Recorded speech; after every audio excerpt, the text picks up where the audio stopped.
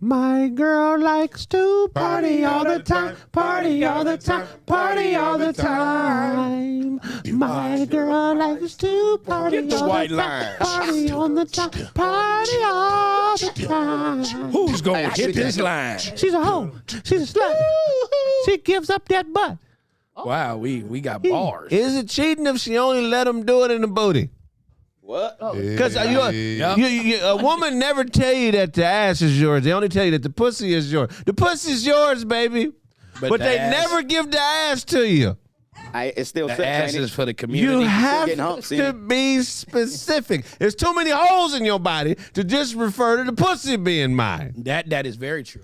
So the whole body So got the to be throat yours. can belong to your ass. Your mouth, that's why when I'm fucking, I say it's all mine. Yeah, Every orifice. Every hole on you is me. That'd be fucked up if a girl said, no, this belonged to James.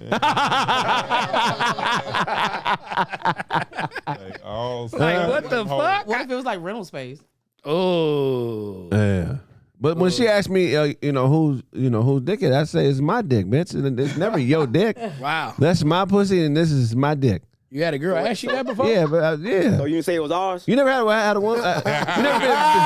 You never been beating it. You never been beating it down, and a chick turn around and tell you she love that dick, and that's her dick, and all that. The bitch ain't never told you that. No, she just said that, oh, this is your pussy. That's what I get. Nah, she said it's your dick. I've had a bitch tell me this is. I don't know. Yeah. definitely I ain't said never it. had that before. I've had Yeah, girls she said say this the is mine. She'll tell you this is mine. Like your shit is her shit. No, I get what you said. No. Never had a chick tell you that. No. Oh, you ain't never been no pussy ever. For real. Yeah, I have. Yeah, I have. That's what I'm saying. I'm like, It ain't no way, do I? It ain't no way, nigga. it's always. Kraig, I got something for him. Here you go, man. No, he's like, She get you right, what is this? Nigga? That's the honey crack, my boy. They got Arabic writing on it. What is this? Nigga? And she was saying, she be like, nigga. "Yes, my That dick." nigga think that nigga think it's gonna make his tongue hard. Let me put on my tongue. This nigga. What the fuck is this, nigga? This shit got Arabic writing on it with a barcode. That's that honey pack, man. That's Get that you honey straight. pack. That'll get you knocking shit back, nigga. That'll make your balls go flat. Hey, that's that. Your balls are just. You ever flatten your balls? You've been smacking so much. That's how you know you're a goddamn savage in this motherfucker when your balls go I flat. don't know what to do. He gonna order that shit off Amazon, a box of that shit. He's in a box of that shit. That's that tiger claw they had in booty call. You got to lick it before you stick it. You You got to munch it. Y'all before niggas you is- clench it. Y'all ain't shit. Hey, with that said, shout out to Jamie Foxx, man. Get well. Yeah, for real. You know, we've been hearing you in the hospital. I hate to speak on shit like that before I know it. Yeah. But those who understand my path in this stand-up and comedy, music, all the shit I do, Jamie was the first celebrity I ever met when I was 12. Oh, that's dope. Took me under his wing for a day at a Living Color. Oh, that's dope. I was in this program for badass kids. And most of the niggas I'm gonna tell you Bad something. kids got everything. Let me tell you something though. The motherfuckers who identify the troubled bad kids, they be accurate than the motherfuckers. Cause most of the niggas that was in them classes with me is dead or in jail. Yeah, no, it helps. It's really only It like helps. 3 or 4 of us who really out here thriving. That's Right, why nah, that's real I shit. what's that? The bad kids got all that. They got everything good. They got to go on the field trips. They were like, Everything if we get the good? bad kids up, they gonna maybe we gonna flip that Wait. behavior. What about the C students, nigga? Nigga, I was a wanna C get student. I want to get motivated for an A. I'm not gonna ditch. I just want to get better Mediocre kids, grades. they Hey, get shit. nigga, Get shit. One at a time. Yeah. when it comes to a bad kid, nigga, going to a school, getting kicked out from your normal routine, being with your homies. Right. Nigga, now you over here you at 7th grade learning 2nd grade shit Yeah. just so they can keep you calm Man. and not frustrated. Then all of a sudden, nigga, the security guard sipping 40s when y'all get out for break Right. because he don't give a fuck. Nigga, y'all just a cuss word away from jail. Well, the cold thing about security at high school, especially in the hood, it's all the security niggas is from the turf. Yeah. It's- It was. We had some They bad be ones. We had a notorious one, Clyde. Yeah. Remember Clyde? Oh yeah. Remember I told oh, you about my elementary school getting shot up? Yeah. Yeah. What? Yeah. Some leprechauns, niggas. I went to Connell. I Some went to little Connellson people. Elementary on Coliseum and King Boulevard. And then, and so one of the dudes, like, that's BPS hood, that's blood hood. Yeah. But one of the security guards from a different hood. So a couple different times, like, it was a drive-by on our campus. They was coming to get him. But we in recess. I'm giving recess. But I'm giving back to the kids. Fuck them kids. Right. Gonna shoot me while in front of the kids? Yeah. The nigga, if you gangbang, Hey, mama. You can't have a job in a different neighborhood. Because I remember at first, we didn't know what it was. That security guard was just quiet the whole day. We found out after he got fired. Right. That they really was going for him. So y'all niggas had a Stacy up there, huh? From the woods. Told the kids to stay in school. That is crazy. Y'all familiar with reptilian overlords? What? I know some snake ass niggas, but I don't know no reptilian overlord. So there are some people who believe that all politicians or people in power are shape-shifting reptilians and aliens that use our forms to control us. So they just shape-shift into these different politicians to keep us under their control. You just made me not want to vote more. Right. I believe something in that. I believe there's some truth to it. I don't believe all of them. Right. You know, but I do. You ever see Nancy Pelosi? Yeah. She look like a gargoyle. Yeah. You know what I mean? I don't fuck with bitches I can't spell their last name. But like, come on, mouthpiece. I think when people be saying that stuff, it be some truth to a lot of this stuff. Right. But the people that they put a microphone in front of don't really know what the hell they talking about, so it ends up sounding crazy to all of us. They make that, and I think they do that on purpose. Like with the news, give the mic to that bucktooth nigga. When it's 15 clean motherfuckers sitting right there, they don't give the person that they be like, and I saw these guys sat in the church the other day. Right. They don't get a microphone to that nigga. Right. Yeah, and didn't that dude that looked saved the white girl? He looked funny too on camera. Oh Hair slicked back real hard. He's like, I seen the girl. Oh, you mean he's like, and we went down to McDowell. The little white man. I was like, he saved her, but he looked dusty as fuck. Firmed out. Yeah, like nigga. Hey. What's that nigga name? So, in your opinion, who, if any famous person, it could be anybody, fame as you view it, not who everybody else views as famous, but somebody that's popular to you. If anybody could be a reptilian overlord that you know of that's famous, who do you think could possibly, like, this motherfucker, he just can't be human. He had to be something else. And then, because it's irregular, what's going on with the nigga? I got my first vote. Who? CP3. Chris Paul. Why? Well, damn. He just seemed like a reptilian overload. He do got that stiff ass walk, right? Like, nigga, he's slithery. Yeah. Like that nigga smile at you like he cool with you, but then behind your back he be like, this motherfucker. He got the worst point guard body in the NBA too. Wow. So he might be right. He has no definition. Yeah, he just look awkward, nigga. He just awkward. Yeah, I don't even fuck with State Farm no more. Because of that nigga? You canceled your policy. I canceled my policy. Yeah, that nigga called Geico like, man, them some whole ass niggas over there farming. They got CP3. Have you really ever stopped fucking with a brand because of who they allowed to endorse them? Yep. Really? That's interesting. That's wild. Yeah, have I? I don't know. I'm trying to think. I doubt it, nigga. I wasn't fucking with H&M for a while. Man, look. But I'm back. Where else could you get a $20 outfit? Nigga, what? Right. You don't get 3 washes out the motherfucker, but it's a $20 outfit. That's crazy. That's y'all can do that. Like, I've never been a size. I can never fit no clothes that they advertise on TV. Right. So I never had to worry about that. I'm at the fat and tall, so that shit ain't That on TV. nigga is hilarious. I'm never gonna boycott George Foreman. So Right. You really can't Wait till that movie come out. But on the real, you can't fit hats, right? There's no size. He said you can't fit No, hats. he don't have a size. I promise. Fuck y'all, Him and man. Jade can't fit hats, nigga. You ever seen this nigga with a hat on? I don't wear that. Wait. You can't. No. Fuck all that. Hold on. I got this. I got this. No, nigga, you can't fit hats. It ain't that you don't wear hats. It ain't one that fits you, nigga. Wait. He can't go into a store. Let him get it off. Don't none of your beanies fit right, but you keep wearing them. Damn. That shit look like the tip of a condom. No. I'm being serious, though. I'm being serious. That look like mine. Kraig take his beanies off and they go. Well, hold on. I'm being serious though. What hat size do you wear? I don't wear hats. Nigga, exactly. Wait. There is no size. I'm being truthful. Show got a Not snapback. even a Let him put brim? snapback Not on. even a brim? Show got a snapback. I can't tell you the last time I've even looked for a hat. I Have used to you wear tried? Kangos back in the day. I used to wear Kangos back in the day. though. It's gotta have the stretchy shit on it. It gotta It's gotta have a stretchy base. But I'm not trying to clown though. They think I'm clowning. No, I tell you, no, I don't think you Not clowning. a stretchy base. I don't like the. No, why I don't wear hats.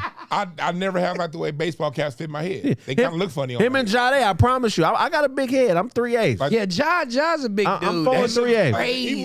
Even when I was at a smaller size, they just look funny on my head. Yeah, Baseball cap. him and But you Jade. wear baseball caps though. I have, but that ain't my thing. But what I'm saying, him and Jade can't fit a hat. If we went to a hat store right now and said, it's on me. Find something that fit and it's on me. I'm leaving with all my money. I can find a hat that fit. I may not find A fitted hat? A I may fitted not hat. find a shirt that fit. Nah, But I can find a hat that fit. we damn near the same size on the shirts now, nigga. I am down a little bit. You damn near to a 2, So you- 3. You Hey, ain't I never lost had weight. you ain't never had your dome measured. Nah. It's over I a was 9, trying, hey, nigga. look, I was trying to figure out. They how to only say go it. up to 8s. They only go up to 8s in the hat store. shit. He's they only go he's up to over a 9. He might be a 12 or a 13, bro. Jade is too. Damn. I don't know that sizes, so but I'm saying nigga don't know his size. That's a fact that I Nigga, didn't know You about. don't have to have a nigga. size for a snapback. like, I don't think he can fit hat. I don't Show- like show got a accessories. I snapback. don't Let him wear try it. rings. Wait I a don't wear minute, what about all the watches. niggas that be wearing the hat? I just don't. I don't like accessories. I only wear I don't like. watches. He said I don't like none of that accessories. I feel that shit. I don't wear watches, chains, nothing. All right, That, but back sound, on. that Back on. sounds so feminine. back on I don't track. Like accessories. That's accessories. Like nigga, I wear earrings and all that. Ain't no motherfucking That's accessories. accessories. You That's wear accessories, earrings, bro. nigga. That's accessories, brother. That they nigga, nigga, I can't wear nothing That's feminine. masculine accessories. You make that shit sound feminine. I'm cool. All right, but look, back on topic. Man. So who's Yeah, CP3, I said. who's a reptilian? Who's a reptilian? Like Joe Biden. Okay. Oh, you this took mine. nigga. That's I thought you would say Obama. President. Joe Biden. I would say, look at Joe Biden. Look at like, and I wouldn't say all of them, but look at that motherfucker like a walking liver spot. Oh wow. You ever see him? And then you ever see him like it was that one thing. It was like last year when he finished his speech, he started like handshaking the air. I don't know if y'all remember that. Like last year, he walked away when he's done with the speech. Y'all can Google it. Joe Biden handshakes air. Just Google that shit. And he kind of walks away and he just handshakes the air. Then he handshakes and then it's like he snapped back in and walked off. I was like, this nigga need a reset. Right. Yeah. I look at it like this. Who's a reptilian? Show. Hold on. Fuck with niggas. Who's a reptilian? That's a good question, bro. I said you're gonna have to get back to me. Hey, I know who one is. I'm Oh. gonna tell you, Elon Musk. Oh, that's Elon good. Musk. That's a good one. Why you say Elon? Look at him, bro. Nigga Look smell the at shit. him. He look never got weird. no color. He Right. doing all the crazy shit in the world. He controlling a lot of shit too. Right. I'm gonna say him. I'm gonna have to run with Designer's weird ass. Oh shit. He got caught beating off on an airplane this week, That was a nice segue. and he wasn't high. The FBI report says it didn't look like he was impaired or high. System was clean. He got caught beating off in first class. Wow. They tried to stop him 3 different times. Why? Wait, Who's in whoa, front of whoa, the plane? whoa. He was whoa. in first class, bro. They They tried to stopped him once, made him put it away. Couple minutes went by, they came back, he had it back out, was beaten off again. They made him put it away. Then they sat somebody next to him and said, look, you're the jack off, stop her. You got to stop this man from, you know what I'm saying, getting at himself, because he was really he's really into himself. He was really trying to do it. So what I'm saying is, that's gotta be that's the bucket weirdest thing I've heard in a long That was on time, his bro. bucket Yeah, that's awkward as Jack off fuck. on a plane. Yo. That was on his bucket list. That nigga was straight. That's awkward as fuck. That nigga did the knuckle shuffle on the airplane. Like, bro, I heard of the Mile High Club and stuff like But that. that's- But like, what kind of why would that be on your bucket list? He thought he was playing Flight Simulator and had the joystick. But here's the criminal complaint said a flight attendant first spotted Shelby exposing himself about 60 to 90 minutes into the April 17th Delta flight. He covered himself. About 5 minutes later, 2 flight attendants spotted Shelby masturbating. Again, he was told no and covered himself, No. Oh damn! the complaint said. You know what it was? The lead flight attendant then came to Shelby's first class seat and said that he was going to be arrested. But a short time later, a flight attendant spotted Shelby exposing himself a third time. I mean, here's the thing. I'm gonna take a side in one aspect. If I'm already beaten off, bitch, I'm gonna finish. I'm not. I'm gonna finish. Yeah, you can't stop the motion. And anybody that's strong enough to stop me wouldn't stop me. Like if I was there and it was like, stop him, I'd be like, no, nigga. Let the man have his moment. Hey, you know what it was, Kraig? What? He had that honey pack. He had that honey pack. That Honey nigga. pack go Worst wild. part about it, like, he was flying from Tokyo to Minneapolis. First of all, who the hell leaves Tokyo to go to Minneapolis? At least go to L.A. or one city. Right. Yeah, they don't want that That's shit. like a 4-day flight. But here's He was 30 going minutes to do a from 4-day flight. But there's something else in this that I noticed, and I got to start using this whenever I fuck up. Whenever celebrities fuck up, you know the first thing they do? They check into a mental hospital. Nigga, I'm crazy. Yeah. That's why, you know what I'm saying? Like, that's what you got to do. Nigga, you whoop your girl whoop you. You get into a hit and run accident. Right. Nigga, get out and run straight to the mental hospital. Like, hey, it ain't my fault. He ain't trying to go to jail. Call of Duty made me do it. How did he still get money to go to Japan? He's rich, nigga. Yeah, you rich? can. He had a bad bitch in Minnesota. What the fuck? What is he like? What does he do? Is he a gamer or something? Is he a streamer? Desiigner? You know who Desiigner is? Nigga, pan like nigga 2015. But what is he? Yeah. What's he doing now? But yeah, like I'm saying, like nigga, Right, music money. But that's what I'm here's saying. Like I just don't know. I'm not saying I'm not shitting on him. I just don't. I'm not informed. But here's the thing fuck all that. Here's what really fucked me up. When the plane landed, he apologized to the crew. For beating off. How do you apologize for beating off in front of somebody? Like what? How? Nigga, who's gonna stand in front of you and allow you time? You know what I'm saying? Like, Sorry, I had to take you off your post. Yeah. So you can watch my hand and my dick. I'm sorry. I mean, I'm would you? sorry, I had to finish. Would you accept that apology if if a motherfucker beat off in front of you and came back a week later and said, "I'm sorry"? Would you accept that A apology? week later, Like, I'd be like, nigga. if like this say you get a shitty job that week. You're the person on the plane that gotta wash the dishes. Right. But instead of washing dishes, you gotta sit next to this dude. I probably wouldn't be that goddamn mad. Right. I didn't have to wash dishes that flight. Yeah, an apology. Watch a man jack off. This ain't something you apologize for, man. Get some help, bro. You know, That's weird. I don't ever want to see you again. If I'm on that plane Yeah. and you whip out, yeah, man, I never want to see you again in my life, man. I'm curious what was in the search box The search box. on the phone. Pornhub? Yeah. What was he looking at? Well, he What said got him riled that up? nigga- he said one of the stewardesses sparked his. That now you going into Louis C.K. field. Oh, yeah. Who is that Louis So- C.K. side? Yeah, nigga, you go to jail. Yeah, so literally he sat down, seen a chick with booty, and said, "You know what? I got to have her in my mind. Yeah, them stewardesses be banging. I got to have at her in my mind. I got to." He probably gotta could have beat had her off. in real life. Yeah, And he didn't probably play was it telling her while he was doing, "I'm having at you right now." right. I'm having that shit right now. I can feel it. Can you? Close your eyes.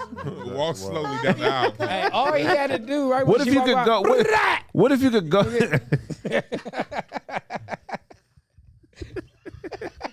What if you could stop a motherfucker from thinking about you in that way? Would you do it? Like if you know, oh, that bitch thinking about fucking me. Let me stop that, man. Oh, no. I didn't invite her over. Really? Yeah, I'd be like, oh, you thinking about fucking me? Come on over here. Niggas encouraging. Let me get to know you. Do you tell the women that you think about them when you do that? Back in my day, no. Back in my day. Yeah, that As nigga. you said that as if, hold on, because we're the same age, nigga. So you said that like you only think about your wife when you masturbate. No, I'm saying, no, I'm married. What kind of fool? What kind of dude be like, hey, I'm married, but I think about you? A smart nigga. That's like a recipe. That's like a guaranteed weird nigga. It's right no. there. What it is what it is for a player. What it is you're gambling. You feel what I'm saying? Because the right chick might be like, really? It's a lot of ways to gamble, brother. It's mean- a lot of ways to shoot your shot at a chick. Any nigga shoot their shot that way? But you don't have to say it. But look, any woman that you've met repeatedly, when you decide to holler at her, you've already masturbated to her. Nah, I ain't never done that. Fuck out of here.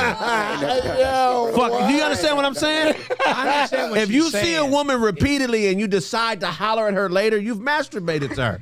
You've masturbated to the thought of this woman. That's some cold ass logic right there. Oh my God. That's some cold, because I mean, you got to look at the logic behind that. You got to look at the logic behind that. If you see a girl, but you didn't holler at her or didn't try to fuck her. Right, you've been seeing her for a while, multiple times. And if niggas do beat off, they gonna think about the bitch. they gonna think about the broad. I think about what I'm looking at. Fucking, I'm just keeping it I'm thinking about what I'm looking at. So what if it's what if it's an apple? You think about the apple? that apple got some ass on it. There ain't no apple in the park. So, well, you're telling me that a woman that you've been around multiple times, like a lot, that you're attracted to, and you finally decide to holler at her, you're saying that most of the time you haven't thought about her in a sexual way before you holler at her. Okay, well, that's different. You said masturbated. Now, a sexual way, yeah, of course. Thought about beating it, but I ain't thought about, I ain't masturbate to her. But I get the I don't got a real vivid imagination like that. Well, he said I don't have. Nigga see stick figures. I got That's it. This nigga beat off the stick figures. That's the fuck. That's crazy. That nigga said I don't have a good imagination. Stick figure fucking. It ain't no vocals in my mind. This is I gotta read their actions. I gotta hear it. My imagination sucks. It's not a lot of equipment in my imagination. No microphones. White in the background. They got the flip They post. ain't got no audio in the memory. They got the flip posters, nigga. The flip.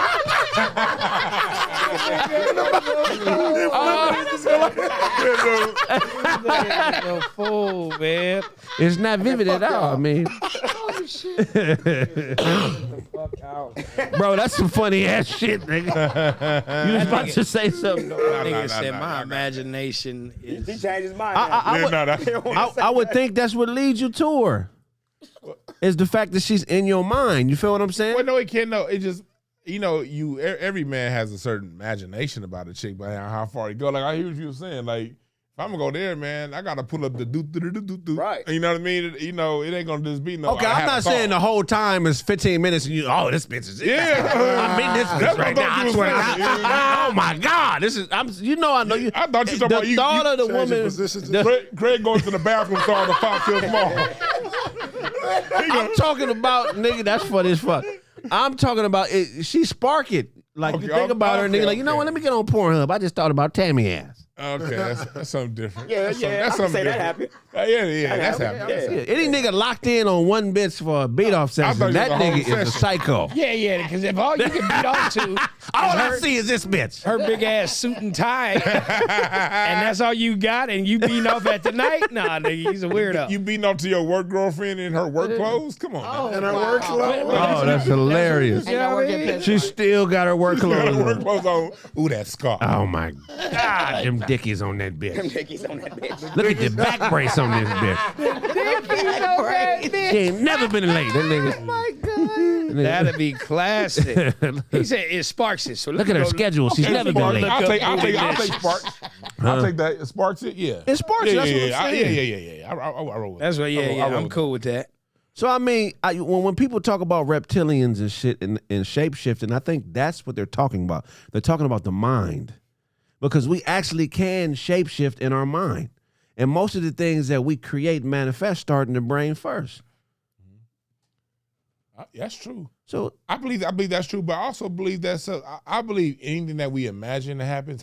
it all day long. So like the whole shapeshifting stuff, it's just all the story. I don't spend much time studying it. Right. It's better things to study, but I consider it. Right. Because if it's out there and it's in the mass consciousness, like Bigfoot or whatever, I believe Bigfoot exists. Am I gonna spend 2 seconds researching it? Hell no. No. But since it's in the mass consciousness, I do believe some of that exists. Right.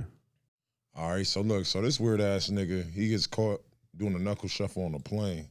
What's the knuckle shuffle? Knuckle shuffle, man. You take your hands and you like you rolling dice. The knuckle shuffle. What they hitting for? You know what I'm saying? Or like 200 while you pass go type shit. You know? You know what I'm saying? That nigga was on some wild shit, bro. So Sonny got caught doing the knuckle shuffle.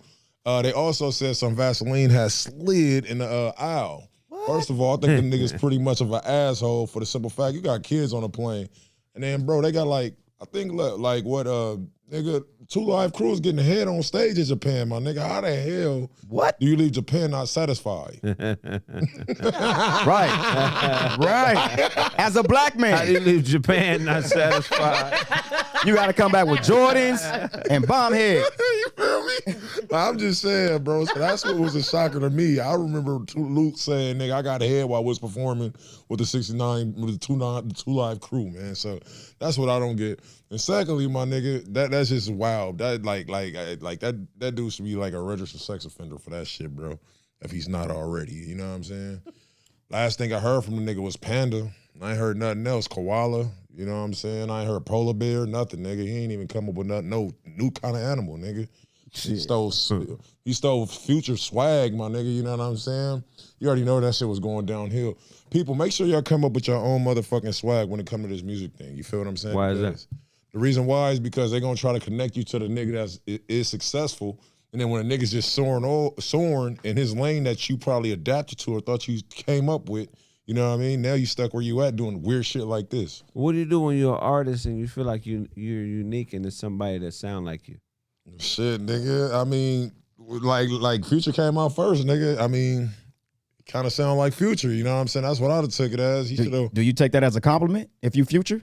As a Future, yeah. If I'm already up, hell yeah. But if I'm just a nigga that's like trying, my nigga, you just come in and just copy my style, I'm getting pissed. And it's like, bro, what the fuck is you doing, my nigga? Right. It's like that's what it pissed me off, my nigga. Like I'm just developing my shit, my nigga. You just jocking, just coat riding right Jocking now. my stop. You dig me? But nah. But yeah, Future, you need help, go see a therapist or something, nigga. Go get baptized. It was Desiigner. What make a man like Desiigner want to be the guy that people think is crazy? Attention, psychopath. This man masturbated on an airplane in first class, which means as soon as you walk in, you see him jacking off. Hey, I'm crazy. Oh, horny. Well, you know, what has to go through a man's mind to publicly barbecue himself? Put himself on the grill. Okay. So he's on an airline, and basically a waitress, or not a waitress, because waitresses are low class servants, but steward is a high class servant. They're the light skinned people of the waiter world, because all a stewardess is a waitress that ain't scared of heights. That's how the stewardess is a daredevil waitress, bitch. That's all the stewardess is. They're like superhero waitresses. Anybody can serve you at 30,000 feet is a superhero waitress. Anybody that can serve themselves at 30,000 feet is Desiigner. Huh. How you wait on yourself, nigga, on the airplane? Because masturbating is you waiting on yourself. I'm tending to me. How are you tending to yourself in first class? Anytime somebody makes a right turn in public, they should never see you jacking off. Right. Only way to get on the airplane is making a right turn. You know that, right? Yeah, hey, that's fine. If you make a left, you in the cockpit, and the pilot and his buddy is fucking you up. Hey, I wonder how many niggas have actually made it to the cockpit and just walked in on the pilot like eating and shit. Oh, shit. The fuck out of here, buddy. But when you make that right onto the aeroplane, you're not in Duckbird. Oh, Duckbird. You're on a public flight. Anybody who got that reference from DuckTales is old as a motherfucker. Right, they know that. Right. Airplane is a Duckbird. Oh, is that what they say? Yeah. Solve a mystery. So when you make That was the that mystery. right onto the airplane, the first person we shouldn't see is you jacking off. I'm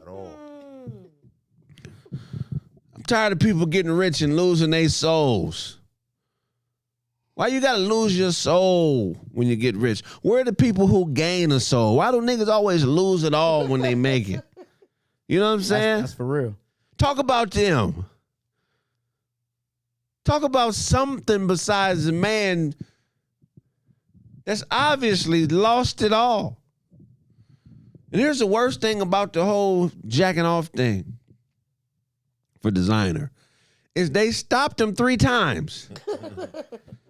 The first time somebody catch you jacking off in public, that's so embarrassing that the second jack off would probably never happen. Because you got to really plot and plan and put together a jack off in public. You know what I'm saying? You got to turn it to a mini bank robbery. You got to check the patterns, the come and go patterns of the stewardesses. You got to get a feel for the rhythm or when the person next to you is going to fall asleep on the plane. Because I doubt he was on a plane where he had his own seat. Never been on a plane where it wasn't a neighbor. Ain't nobody riding solo on a plane, so he had to wait for all this different stuff to come into play. Then he had to zip his zipper down. So somebody had to be sitting next to the motherfucker, right? So you got to zip your zipper down. Your elbow is bumping your neighbor. So how come the niggas that got elbow didn't say nothing for everybody else to see it coming? Right. Then you in the air. And the seatbelt fasten sign might be on. So when you catch him jacking off, you can't just get up and run to the back of the airplane. So imagine being a nigga sitting next to him who had to sit there. And go ahead. Imagine trying to leave and he put his leg up. Yeah. Where the fuck you going, nigga? No, you gonna sit here and take it when I give it to myself. You gonna watch me give it to me. Give it to me. Don't look away from me, nigga. Look me in the eyes, nigga. Give me that salt. I'm fitting to come in a few seconds, nigga. I need some type of spirituality. Look me in the eyes until I come, nigga. Don't mean we together. Don't mean we together. You know how? I don't know. Imagine being a motherfucker hearing him moan, like you can't see him, but you know, hold on. That breathing pattern is. You hear that breathing pattern? That's a jack off breathing pattern. That is not a circadian rhythm. That is a self rhythm manifesting. That nigga listens to cumbia and shit. That shit. That nigga. That listen to his breath pattern. That shit is moving. It's riding the track. Is somebody fucking themselves on this? Hold on. Do you stand up and look over? This nigga's fucking himself.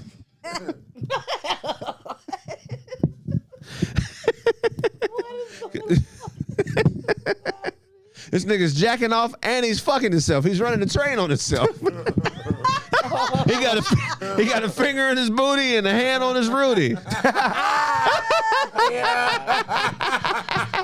That nigga's running the train on himself. That's crazy. But yeah, he jacked off on the airplane. I think it should be over with for him. To me, a man jacking off on a plane is worse than everything R. Kelly did. What? To me, him getting caught jacking on a plane is worse than what R. Kelly did. You think so? Why? Because in He's the only R. inflicting on Kelly himself. case, what he did wasn't right, but there were some people coming to him with unrighteous intent. There were parents in agreement with their children taking them to R. Kelly. Yeah. You feel what I'm saying? So that the shit ain't right, but in this case, at least they were there initially by choice in the R. Kelly case. Initially. In this case, it ain't by choice.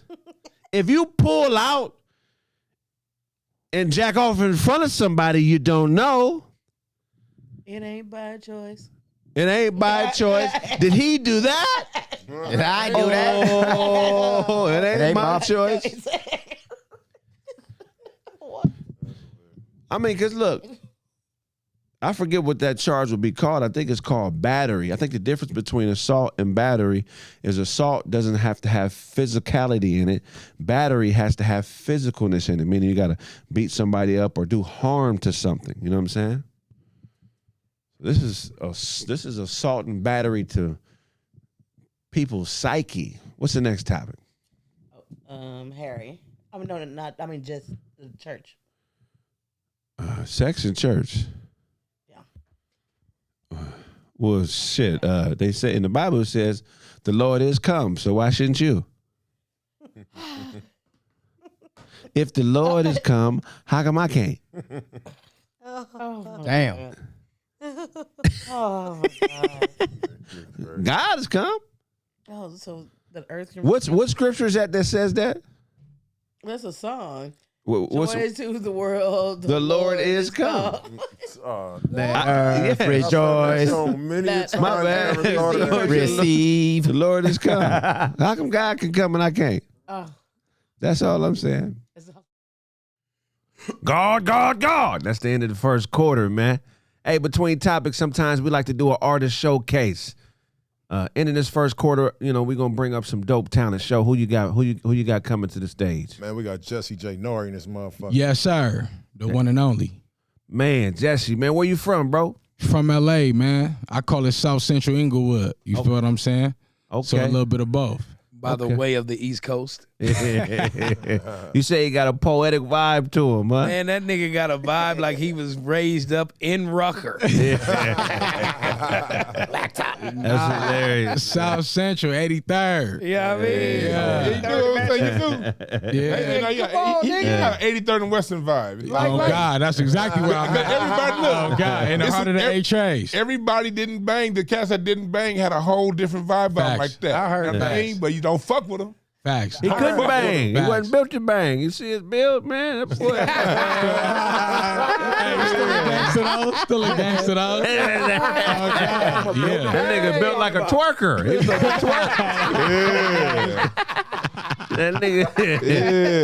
Oh, shit. Hey, Every time he get on his tippy toes, his ass clap. So, hold on, nigga, wait, what the fuck going on? That wasn't my ass.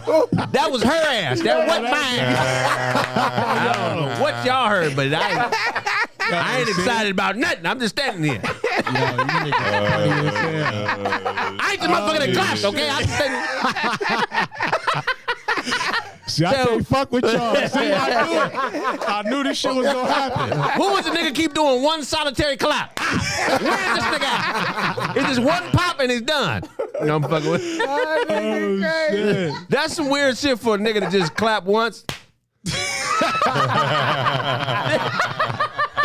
That's all I get, my nigga. You almost got me started, nigga. You almost got me started. I'm fucking with you. That nigga probably king of the box outs. Yeah. Hold on. I'm a 7 footer in the ass. That way I'm same as 7 footer that way. I'm one of the coldest hoopers out of the city, though. For real? Okay, we gonna see. You played at Dorsey? Hell no, I ain't go to no out. Dorsey. We went to the Shaw.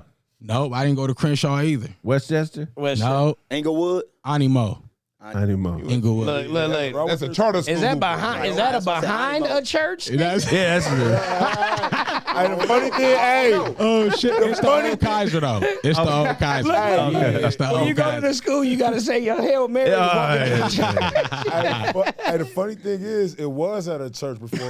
Facts. I was out, It was. and there was only one grade. was. I was the first grade. That kid. is I'm not- hilarious. And honestly, to solidify my LA nigga shit, I went to First Church of God Christian School in elementary. Oh, yeah. Okay. Crenshaw, I went to West Crenshaw, Angeles. I'm Oh, God. I'm Yeah, right so there. niggas know. Niggas Oh, know. yeah. This is the private school days. Okay. Private Hey, school I went days. to a yeah. private school. I Mine went to was Woodbridge across the street from the Christian. richest church in the city. You talking about evidence?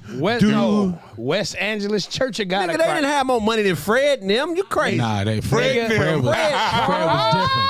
Fred was. No, I'm not saying he was bigger than Fred, but Charles E. Blake had one church on one side and a cathedral. Yeah, whole Charles E. Blake was the nigga. You Crenshaw understand now. me? And had a Cadillac But Fred bought a with college. gold trim. Fred nigga. bought a college. That is true. He bought Pepperdine. Yeah. But Fred had he 3 did. families though. Oh, We all know that. We love you. Hey. That nigga said we all do that. I ain't gonna lie. I ain't in the church no more, but I love Fred looking back because he just taught did. the word. I like Fred Yeah. He Price. wasn't with the extras and all that, and he didn't pander. Like, this is what it says right here, and this is how it applies. Yeah. I fucked with Fred on Evidence. that. I loved his- Evidence. I loved his fro. you need your evidence? Oh shit. Evidence. Evidence. Doom. What more can I say? When a preacher got a motherfucking intro, That's Fred. Fred's That a nigga Casey cold. Price. We love you. He Rest used in to shut the peace. gym Rest in down and have peace. sleep. hey, that was the one that had You the said- fro with the mustache, right? Yeah. He had the NASCAR mustache. What'd you say, G. Wayne? I said they used to have the gym and close it down and have like sleepovers and stuff.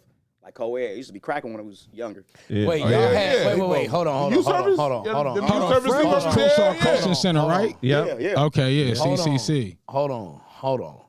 Y'all had sleepovers. It was like Church. what they call With- it back then. Lock-in, church Girls lock-in. and Yeah, I went girls to that. and Lock-ins. boys Yeah. Lock-ins. overnight Yeah.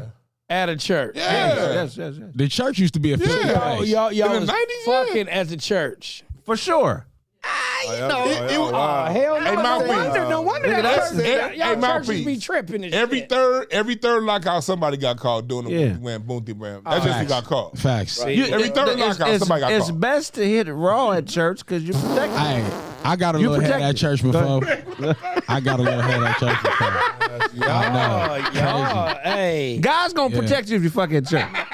Wow. That's a. Wow. But you know what? I'm shocked in the I still right send in now. my tithes. You got to pay for the room. You got to pay for the room. Listen to how Look, let me tell you something. orgy-esque But their churches was. No, it ain't about that. It ain't about being disrespectful or nothing. You got to remember, when this scripture was written, most houses didn't have no room. Hey, When you went into the hut, everything happened This nigga. in the hut. in that one room. Wasn't no bathroom, bedroom, kids. No, nigga. Everything is done. We eat, fuck, gather around, lay down, same place. And then, Craig, you got to think about the time. In the 90s, LA was getting shot up every weekend. So the parents be like, at least I have my children in church. Yep. Right. Yeah. So we was going to, then we, like, I went to a different church, but when y'all had y'all, we be over there lockout. Like, hey. Shit, I didn't go to that church. I went to a different church too. Yeah. Like, the circuit, if you was in South Central LA, Crenshaw Christian Center, when West Angeles had something, Yeah, you were there. niggas just was there because, hey, it was some beautiful ass. That's where all the Hey, women was. The good beautiful old- black women. We good old know days. it. We used to And they get still there. So Johnson- if you niggas is single, all Yeah. these Go up years. in go there. to church. If you got a Honda Accord or better, you gonna get some pussy at church. You gonna get some pussy out the church. I'm just keeping it real, man. I grew up That's at church. hilarious. Facts. When my dad got that Eddie Bauer, Oh, it's over. the Eddie Bauer Ford Explorer. Man. You know how much pussy I got because my dad had an Eddie Bauer Ford Explorer. Like, he don't at even church. get to drive the motherfucker, Hey. but he gonna get pussy because he's in it. No, nigga. Hey, when my dad got his It's like a- Cadillac, the security guard at church started putting a cone there, so make sure we had a spot every Sunday. that's what I'm saying. Cadillac. Your daddy must have been a pimp in that Your Cadillac. dad Was was it a slinging two-door? drugs. That's hilarious. Was it a two-door Cadillac? It was a two-door Cadillac. Yeah, he was a pimp. I wasn't no pimp. No, it was like you got, you know. Every That nigga used to church. slip him some dope. Oh yeah. Every church though had a church controversy. Yeah. At my church, The pastor had multiple kids. what was the controversy at Georgia? Because my church, we had a couple. Oh, Both churches I went to. shit. Mine was first, rest in peace to Pastor Henry. He had another chick on the side, left his wife, Right, and made her the first lady. Typical. No. Oh, that know is what I'm drama right there. That's a good one right there. Mine ain't that good. Wait. Hold on. Okay, hold on. Because I want to make sure I So- understand this right. He had a chick already, He had a wife and 2 kids or 3 kids. and then he had a side one, That was his secretary. Oh, and wow. he made her first lady. Him and his wife broke up. He made her first. Oh, they broke up. Okay. I thought he did it while still But being married. I was sometime- about to yeah. say you A lot of churches kingpin. be following after that happened. Like they Not because he was a solid dude. Okay. You know, I mean, when it comes to men and women, shit happens. Yeah. I'm not blaming no nigga that. You know what I mean? Yeah. Just dick and pussy is different than anything else. Yeah. And it's not really the secret, it's the exposing of it. Right. The trip. Right. Because It's the, Yeah, you know, getting it out and Yeah, putting it out yeah. there. how solid are you when we catch you? Because I know you're doing something, nigga. yeah. Okay, I know you're doing something. Go ahead. So if he fesses up early, do the church forgive him early? I mean, yeah. I mean, That's a good question. Yeah, I mean, That's a good question. This the black community just don't even talk about it. That's that's nah, we don't That's the talk better about it thing. because you got to to understand the something. funeral. The wife, the first wife, has connections with everybody. Uh-oh. You get what I'm saying? So it's gonna test people's loyalty. They do you right because Yeah. that's what I'm saying. Like most, I've seen that happen at a lot of churches, and those churches usually fail because people be loyal to one of the two. You know, Yeah. and usually the women are loyal to first lady, Yeah. and women is like 75% of the church. Yeah. Right. You And know the what I mean? church is So split if in half half. of them go, it's Right. like, and you kind of see it. Yeah. That's why it'd be like, man, I remember this church down on Martin Luther King Boulevard. It was called Maranatha back in the day. Right. It's where they putting that new black studio over there right now. And it was a big ass church, but when he got divorced, all of them left that church. Yeah, that was it. Over with. And when women leave, that's it. But you know what's weird about the Bible? This is what it says about having more than one spouse. Uh-oh. Corinthians About to be 7 a preacher. Corinthians says what? that polygamy is unlawful, and that one man is to have but one wife and keep to her, and that one woman is to have but one husband and keep to him, and that the wife only has power over the husband's body and right to it, and may claim the use of it, thus power over. So Now, was this the Old or the New Testament? This definitely sounds like some Old Testament This stuff. Corinthians, No, that's New this is Testament. new. This is New new. Testament. That's But New here's the Testament. thing Okay. here's the thing where I'm like, this You gotta make sure. this translation stuff is crazy, right? Because it just say wife. It don't say nothing about other bitches. Is it, one It wife. says I can He wanted only them five. marry Yeah, one wife. and give my name to one woman. Yeah. This is talking about loyalty. You can only really truly be loyal to one woman, but Yeah. it doesn't say anything. Because Solomon come on, how many concubines?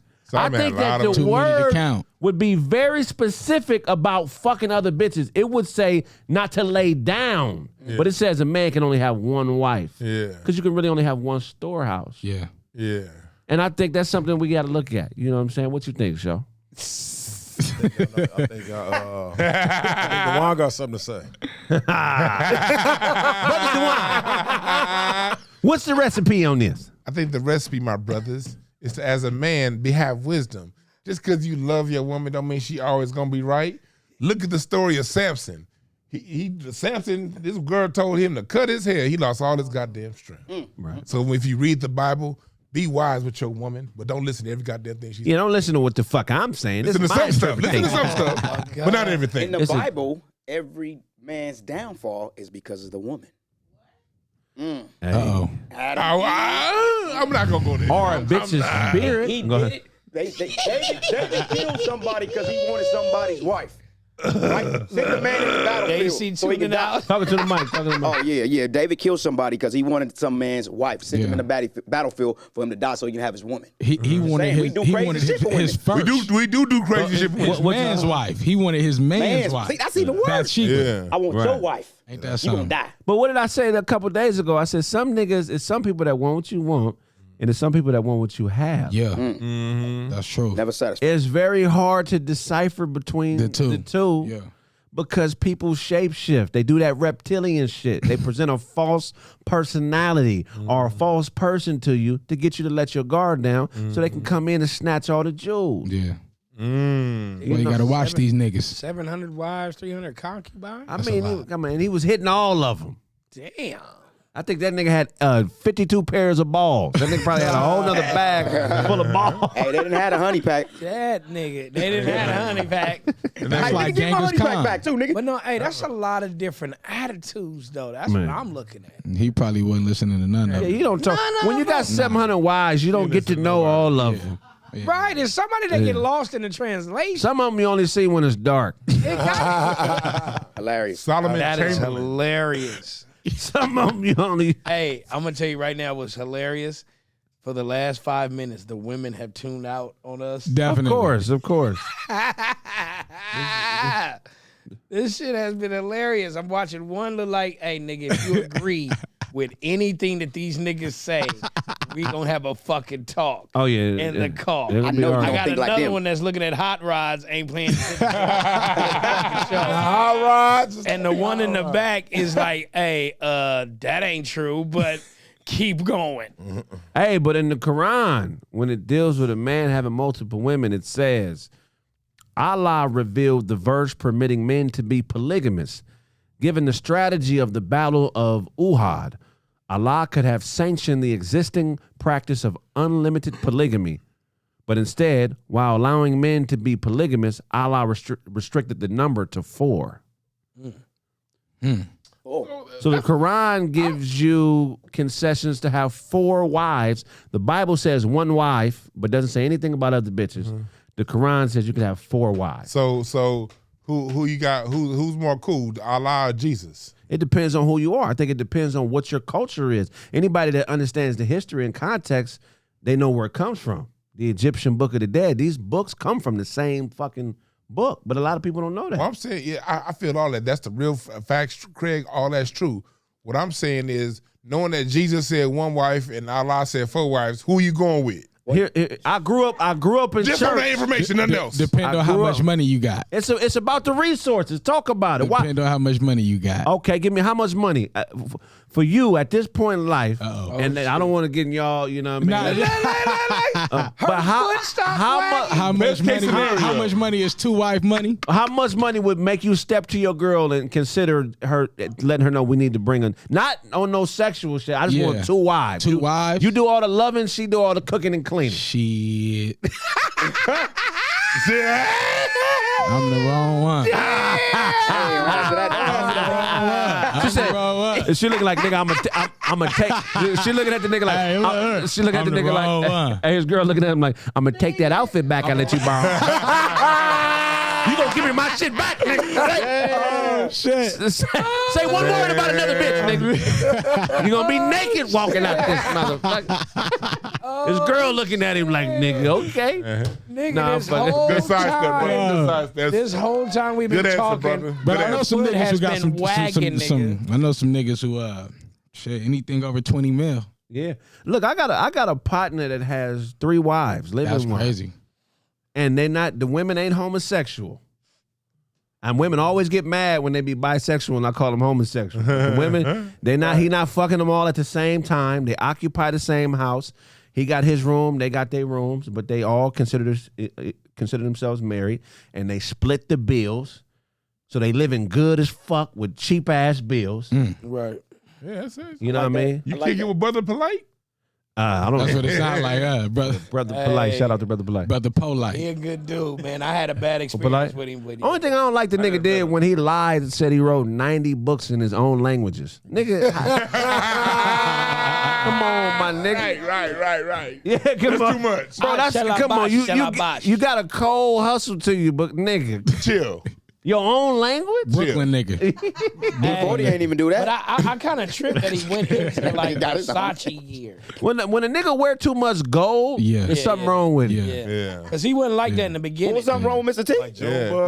I'm not talking about gold jewelry. I'm talking about when a nigga be having like gold shoes on. Gold. Yeah. It was like Go. Gold, you know what I'm saying? He shoes. like the whole gold wrist armband. Like, one of them wrestlers. Like Gucci and those stuff. That nigga might be a reptile. One of the That nigga reptile might motherfuckers. wear a bulletproof vest.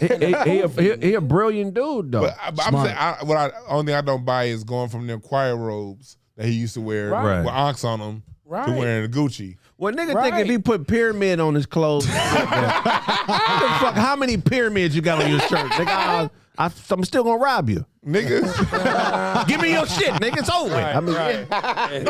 It's because fuck Luxor, nigga. Give me your shit. Nigga. Luxor, nigga.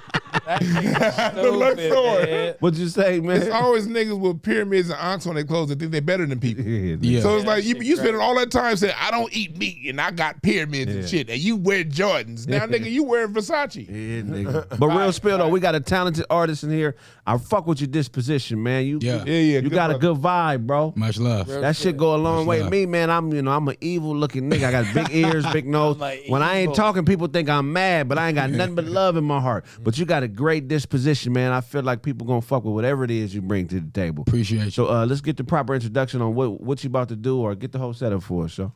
Yo, what's up, man? Hey, on this segment right here, man, we got my boy Jessie J Nori up in this bitch. Yes, sir. Yes, sir. You good. That's the edible, bro. It's the animal. Blame Jessie J me. Nori, bro. We up in this bitch. God. Let's run it. Yeah. Come on. Yeah. You see, I'm back like 4 Flags. I take you back to with them and with Similac. Fuck you, you know, used to pull a thing with Cadillacs, you know? Yeah. You see, I had to rhyme right. You know, nowadays niggas in the fuck it, I'm back in the limelight. Trying to make it right, I'm trying to get shit of motion. I don't understand how niggas be Billy Ocean, flowing in the water. All she wanna do is have a family and a daughter. All I'm trying to do is make the pussy like it's water. All she wanna do is like, fuck it, you know, we back on this thing. You know, fuck it, you know, they love the diss thing. I've been on some other shit, but like Wu-Tang. All she wanna do is do the thing and whoop-bang. Niggas ain't really gangster, niggas is hoop-banging. Fuck it, you know, fuck what you banging. I've been on some other shit, you know, fuck what you slanging. Real dope killer, real dope stiller. To the time like it's gorilla. Back with it, I'm back off the dome. All she wanna do is do it, I'm back off the chrome. You know, back with it, slap with it, and smack with it. Huh, you know I just rap with it. Real nigga, entrepreneur, setting up business. Niggas need to see Dennis. I've been on some other shit like I'm in the menace. Fuck it, you know, it's no forgiveness. Hey, you made that beat? I did. All right, so he was freestyling, man. I did. You should have had like incense going in the background. Yeah, he chose freestyle. I like your rhythms and shit, man. If you're an artist, you want to come in and showcase on the show, man, you know what to do, man. Get in that inbox, and we can work something out for you. What albums they got? What should they be looking out for? Man, you know what? I got some new shit coming. I got a gospel joint coming soon. Oh, we was in here going hard.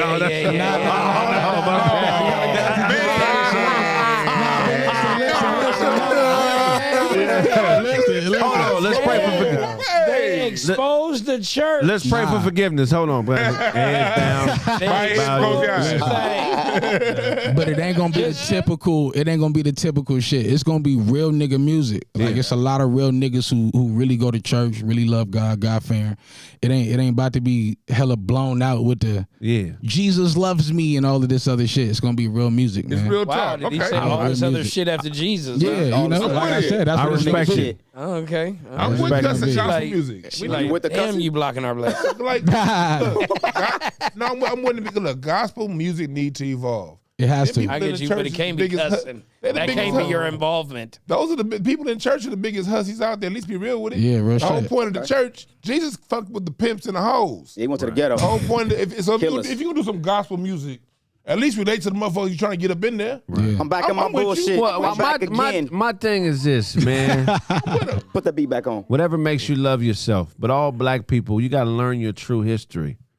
So I would suggest anybody that goes to church, Right. reads a book called How to Make Your Negro Slaves Christian. Right. And then come chop it up with me and talk to me. You know what I'm saying? Because we used to be property. Right. And we didn't partake in that religion when we were captured. Right. And that's one of the things that they used to make us docile in acceptance of that. And They whooped our ass in the name of Jesus. and accept the condition of being a slave. So do your history, man. You know what I'm saying? And like what? Because like the thing is, with the Bible, you can do anything you want, but it is empowerment in that if you so choose to find it. Right. But you only gonna find it after when you centered in who you are. And when you understand, When you exactly. understand that, you can look at it and then use it for whatever you need to use it for. But if you over here just thinking I'm gonna follow this motherfucker because he got a good mustache and a Bentley, then yeah, you fucked. And this book, How to Make a Negro Christian, was written by Kamau Makishi Tahutu or Tahiti. Yeah. Last name spelled Tehuti. Tahiti. How much is that book? That book right now $3. is $3? $15.35. That nigga, $15.35. That That nigga real nigga name need probably to put- Larry Johnson. But it is important that you do your research. So it's important that you do your research about all of the religions. Every You feel what I'm saying? And find a relationship with some type of higher power, whoever it is, Buddha, Allah, Yahweh, Yeshua, whoever it is. You know what I'm saying? Have a relationship. Talk about it. Hey, man, we appreciate you. That's Dope sir. artist, man. Can't wait to hear more music from you. Yeah. Hey, y'all, if I owe you something, get it from God. Sex in church. Yeah, I never done that. Never had sex in church. Never have, never will. That's some wild shit. I've been there. I've been to the sleepovers and shit like that. You know what I mean? The co-ed sleepovers though, but I ain't never had sex. The sleepovers was lit. You know what I mean?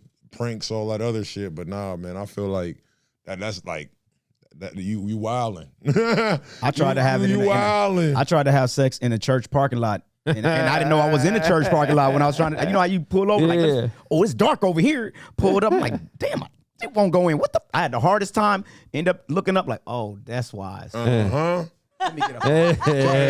You left? What am I doing? I left. You was in the parking lot trying to cast the What first time stone. was My it? senior year, bro. It was like my senior year. It was like probably like 11, close to midnight, bro. I was trying to beat. Yep. You was in the parking lot trying to cast the first stone. With a Jezebel.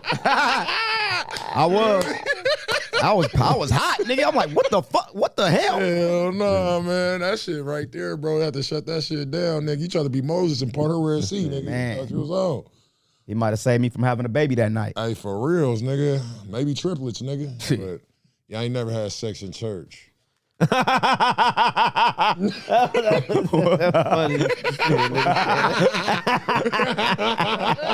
It's called sex in church. Yeah. I've never had sex in church. I think that, hey, do what's in your heart. Do what's in your heart. If you say, hey, Motel 6, my house, my bedroom, fuck all that shit. Okay? I want to come in the Lord's presence. They trying to spice it up. I'm trying to spice it up. You wanted it hot, I give you hell hot. I say, why you got to do it in the house of the Lord, though? That's disrespectful. Why don't you go disrespect the devils? Why don't you go fuck at the church of the devil? Go fuck with them punk motherfuckers.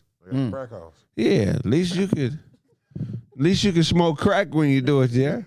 My thing with the devil worshiping niggas is, how do you disappoint the devil? That nigga ain't got no standards. You can do whatever you want to do in my religion. You can fuck yourself, fuck her, you can take it, get it took back, eat crack. What can't you do if you devil worship? I want to know what's against the rules for these niggas. You can't go back to the Lord. Because in Christianity, nigga, I know what I can't do. It's a whole lot of shit I ain't supposed to be doing and I'm doing. Right. So, you know what I'm saying? How do you disappoint the devil? This is the king of evil. Going back to the Lord. You know how weird you got to be to disappoint the devil, nigga?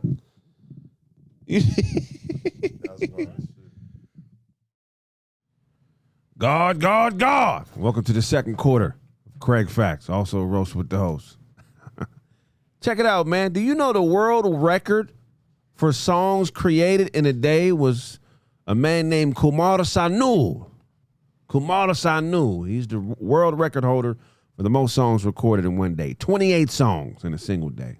That's the comedian dude, right? No, it's not him. That's his brother then. I know this much. I know them lyrics ain't shit. Kumar made this record in 1993 when he recorded 28 songs in a single day.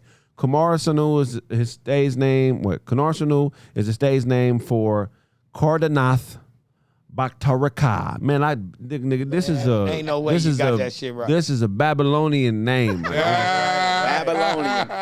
Kardanath Right. Bhaktaraya. Nigga, if you get it right. Nigga, you definitely can't say it on Bloods. On blood. Right here. Wait, hold on. Oh, This shit, yeah, nigga, right. I can say it. What is Okay, here go. I gotta see it first. Okay. oh, you gotta see. Batacharya. No, nigga, what's Oh, I gotta say that's the other part. first name, nigga. Okay. Kardanath. That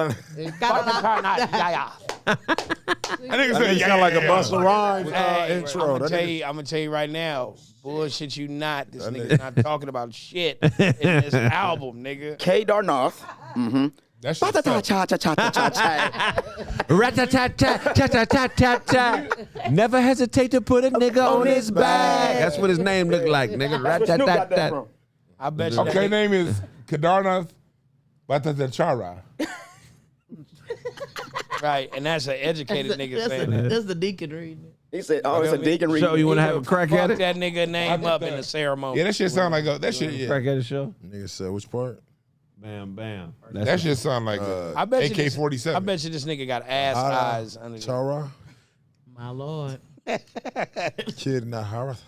he got on them glasses. Nigga sound like a nigga speaking drunk Arabic. 28 songs in a day. I know there's a ach in there. Yeah.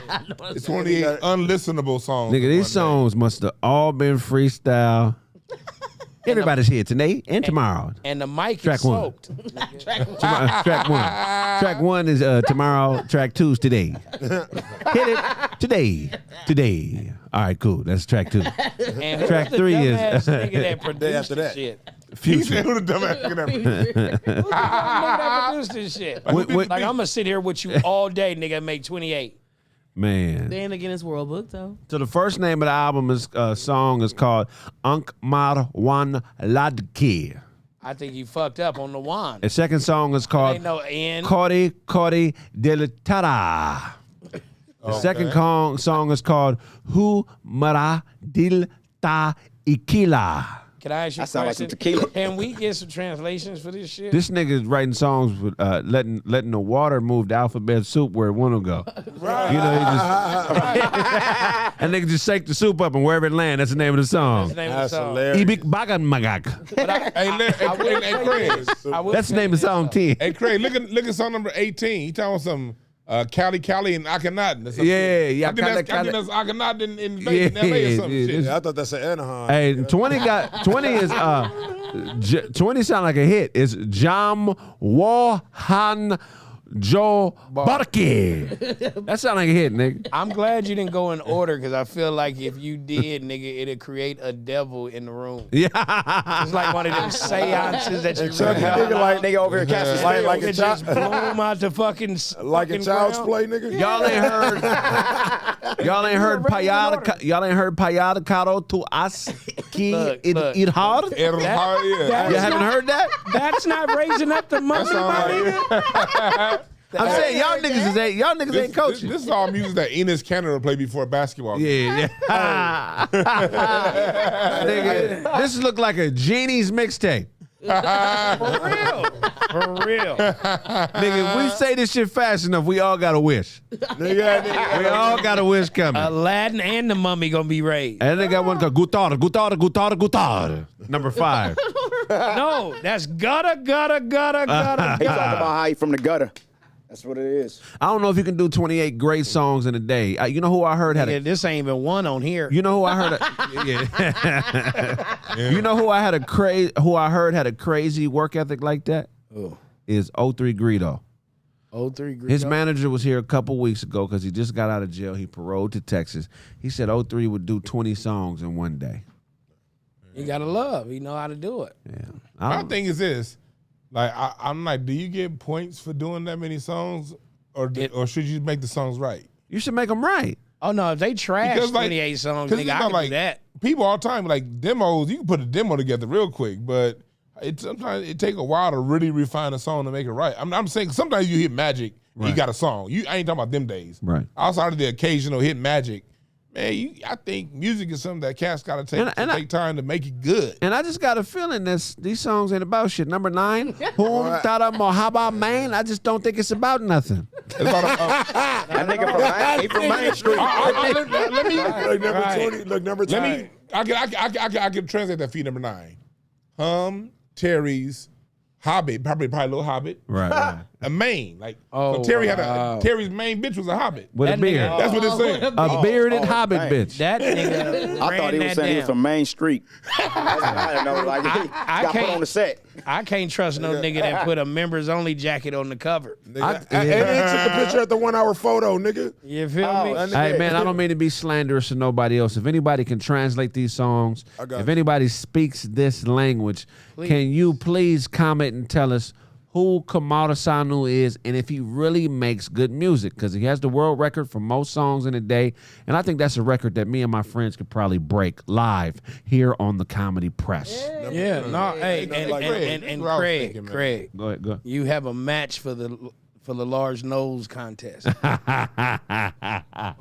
You had us be quiet for that one. Oh, it's okay, Sarah. I was Number 24 is my nigga in Hindu. Hindu. Marisan Man Tumdil. Marisan Man Tumdil. Marisan Man Tumdil. I'm not about to listen to music for the cat that sell incense 10 for 2. Right. Right, You know what I mean? right. And he got all the oils and shit. And the beaded seat cover. Well, let's transition to somebody. Smoke shop. Transition to somebody who was really talented. The world is going to miss.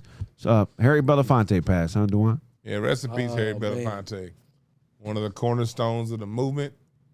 Somebody that's been there from day one, putting money back. He come from that era when the stars actually supported the grassroots people. You know what I mean? Yeah. He didn't try to lead. He ended up becoming a leader later on. But back then, they allowed Medgar Evers to lead. You know what I mean? Allowed all of these automatics to be the political leader.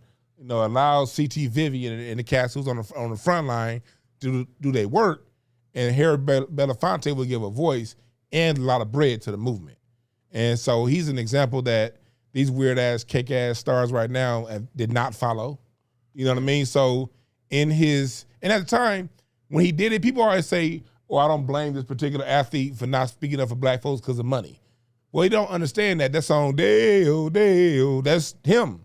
Right. And he was the biggest fucking star out there, not only movies, and it was music. And at the top of his career, he said, you know what? Let me use this bread for my people. And his parents come from Jamaica, so he come from the time where when you did have people come from the other part of the country, other part of the world to America, they blended in with the black folks and they didn't call themselves something different. They said, we with us, we together. Right. So he was an example for a lot of people that's come out there, because you got a lot of people now, when they come from somewhere else, they want to throw their flag up and be like, we different than them niggas. Here, we see this shit all the time. Right. You saw, like, you see shit what's going on in Hollywood now. A lot of these cats that are doing these, that's in Hollywood, not from America, and they say we want to help out other people, other black not Africans or other Nigerians or other UK people, instead of just saying we all black. So Harry Belafonte wasn't on all that. I'm from here, you from there. We all the same. He, at the top of his career, spoke up for us. So rest in peace to a true titan. Hey, man, he was born March 1st, 1927. Damn. The world was such a different place when Harry was born. On his birthday in 1927, there was an explosion in a coal mine, and somewhere in New Mexico or west. I don't know what the fuck that says. Edible. No, it ain't the edible. It ain't the edible. It ain't the edible, nigga. That shit ain't even working. That nigga like the Reptile just jumped over each other. What happened today in March? An explosion in a coal mine in Wales killed 52 miners. U.S. President Calvin Coolidge and his family spent their final night in the White House, which was set for 6 months of repairs on the roof and upper floor. Calvin Coolidge. Hey, man. Harry Belafonte was born March 1st, 1927. Robert Bork, an American judge, rejected candidate for president or for U.S. Supreme Court, rejected his candidate for U.S. Supreme Court. George Poley, 28, American daredevil who climbed skyscrapers from the outside. Tripping. Did he fall? Under the billing, the human fly, risked his death numerous times and finally died in Virginia. Yes. Falling off of a brain tumor. Look at you. Babe Ruth signed a new contract with the New York Yankees. Babe Ruth? In 27? Yes, calling for then a world record of a $70,000 a year salary. That's a lot of money. Wow. The boy was rich. That's right before the Depression. The next best paid player on this team was Wayne Stewart. He made $17,500 for the year. Wow. That was a lot of money back then. Damn. Just to think we be tripping. You could buy a house for like $600 back then. Two teenagers, Frank Horton Jr. and Leonard Taylor, found high-grade gold and ore in Nevada. Okay. That attracted thousands of prospectors to the area. Basically killed off a bunch of people that were living there already so they can come. Within 3 months, the rush was over. In Weepa, Nevada, was almost totally deserted. So within 3 months of finding gold and ore, they pretty much stripped that land of all its natural resources and bounced out. Weepa, Nevada. Okay. Hey. So a lot of shit happened when Harry Belafonte was born. Shout out to Harry. What are some little known facts about Harry Belafonte? I think he got one of the coldest last names in Hollywood. April 17th, 1953, his first feature film, Bright Road. Okay. March 1954, wins a Tony Award for Best Actor in a Feature Role, musical for John Murray Anderson's Almanac. June 20th, 1960, wins an Emmy for Outstanding Performance in a variety of musical programs or series for Revlon Revenue, Tonight with Belafonte. April 13th, 1961, wins a Grammy for Best Performance in folk for Swing That Hammer. Swing That Hammer? Swing That Hammer. What's He the won a hammer? Grammy What for. was the hammer? Wait, what? What's the hammer? Where you see that at?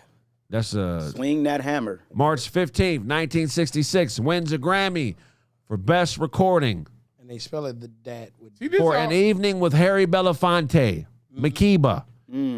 Shared with Miriam Makeba. Wine and dine. What'd you say to one? This is all the shit that white folks like about him. This motherfucker at the end of the day, when King needed some bread, He can call Harry. he can call Harry. When black folks, when niggas that was on the streets doing what the fuck niggas was doing to give us the rights we need, He can call Harry. They can call Harry, and that's something that a lot of the cats on the front lines can't do with 99% of you niggas today. Just call Harry. So let's, and I know it's gonna. Well, he's dead now. You can't nobody call him. We call Tyrone. We don't call And I Harry. want to say, like, I know there's some hotels out there who gonna talk about what some of the negative side of Harry Belafonte. But we don't do that shit on the day somebody died. Everybody do ain't it. perfect. You know what I Hey mean? man, he paid a debt that he didn't have to pay. Yeah. You don't have to serve your people. You can be a selfish, materialistic, ego-driven narcissist if you want to, but he didn't take that route. Yeah. He might have done some other stuff that men view as less than manly, Well. but that ain't none of your business. Yeah. The end of the day, Harry came, conquered, and he left with his head up high. Shout out to Harry Belafonte. Yeah. We love you, and we appreciate all your motherfucking accomplishments, man. You will never be forgotten, I promise you, man. We love you, brother. Rest in peace to the God. Got a new series dropping, SOS. Stand Up on the Spot. It's the only freestyle comedy hour done with the participation and questions of audience members. Please purchase your pre-sale tickets and get access to those specials. If I owe you something, get it from God. God. Hella Billy Fonte. He said hella Billy. Hella Billy Fonte.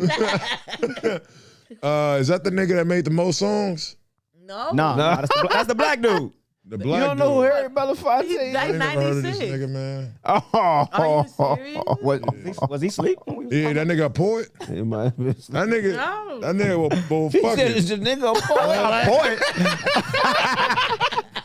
He's a very famous black actor, the first black actor to win an Emmy. He wrote, he was one of Dr. King's homies. He was just a. Oh, that the nigga that they tried to throw dirt on. He was before Sidney Poitier or What whatever. haven't they tried to throw dirt on? Is that the one that they tried to throw on because he was gay? Nah. What? Damn. Nah. Oh. Nah. Never heard this on Dale. Harry, yeah, that nigga sound like okay. Him. That's him. What, He said, okay, him. what happened recently to this nigga? I don't. He died. He died. Yeah. What the fuck? He died? We What he talking died? about all this. What he died from? It's like a heart, It was something in the heart, 96. congested heart. Congestive heart. Oh, that's fucked. And he was 96. You said. Yeah. Oh, well, he had a cool life, but it's a fucked up way how he went out. He was a light-skinned brother. You know, they say in the Bible, the God promised you 80 years if you living right. You know 80 years? I never heard. Is you say 80? What you mean? You ain't never heard of 80? You better read you better read it. It's in What the New scripture Yeah, is but it's this? not 80. What is it? 1,000. 75. 75? And they said what 80 is a blessing or something like that, right? Actually, it's 120. 120. It depends on what interpretations you have. I can look it up right now. If you Oh, okay. What you reading, the King James version? Y'all all reading the wrong one. You stop reading I want to King know James. which one, but yeah, I don't know too much about that nigga, man. I ain't even gonna lie to you, but man, God rest his soul, man. 96, man, that's a blessing to even reach 96. You know what they say about people with gray hair, man? 120. Bump. I knew I was right. Oh, okay. That's in Genesis, though. But would you want to live 120 years? Huh? Would you want to live 120 years if you had the choice? In today's world, probably not. It depends on how I'm living. Same here. I fuck with that. There's some niggas out there that is living good at an old ass age that don't even look like they old. Like I've been seeing like people like in their 80s and shit like that. Like, you know what I'm saying? Yeah, like, my grandparents. Yeah. And they not missing a limb. Like, you know what I'm saying? They still got the nice stride and shit like that, man. But 96 is a dope. I wonder how was he living? Do anybody know how he was living around that time? Like, Good. Was he He was good. walking to talking and shit? Yeah. Oh, He had just did an interview, too. Oh yeah, he lived a good ass like 96. Nigga got niggas ain't make it past 13 in the hood. Man, For real. That nigga lived good, bro. God bless him. Harry Belafonte, rest in peace to the God, man. You put a lot of good work in. You did some great things. One thing about you, Harry, is I always remember that hairline. Oh. Hey, that was. He had the Eddie Munster before Eddie was a teenager. Nigga had that moon. Belafonte had that sharp edge up. Look at Belafonte. His barber is a sword fighter. That nigga he get his shit chopped. They put his head on a chopping block and just miss him with the guillotine. That's how he got his hair cut. Belafonte had a puppet hairline. Man, but shout out to Barry. I know his barber is relieved. Said, my wrist is, and man, I got carpal tunnel cutting this nigga shit. I didn't have to twist my shit, and nigga, I had to fall in nigga's arms and cut a nigga from a nigga's arms because I was thrown off. Yo, this is a wild ass hairline. I mean, Harry Belafonte's hairline. It looked like he used oatmeal as grease. I mean, it was just thick and immovable. Yeah. Shout out to Harry Belafonte and his hairline. But the dopest thing about you is you were a multi-talent. He sung, he was an actor, and he was an activist for his people.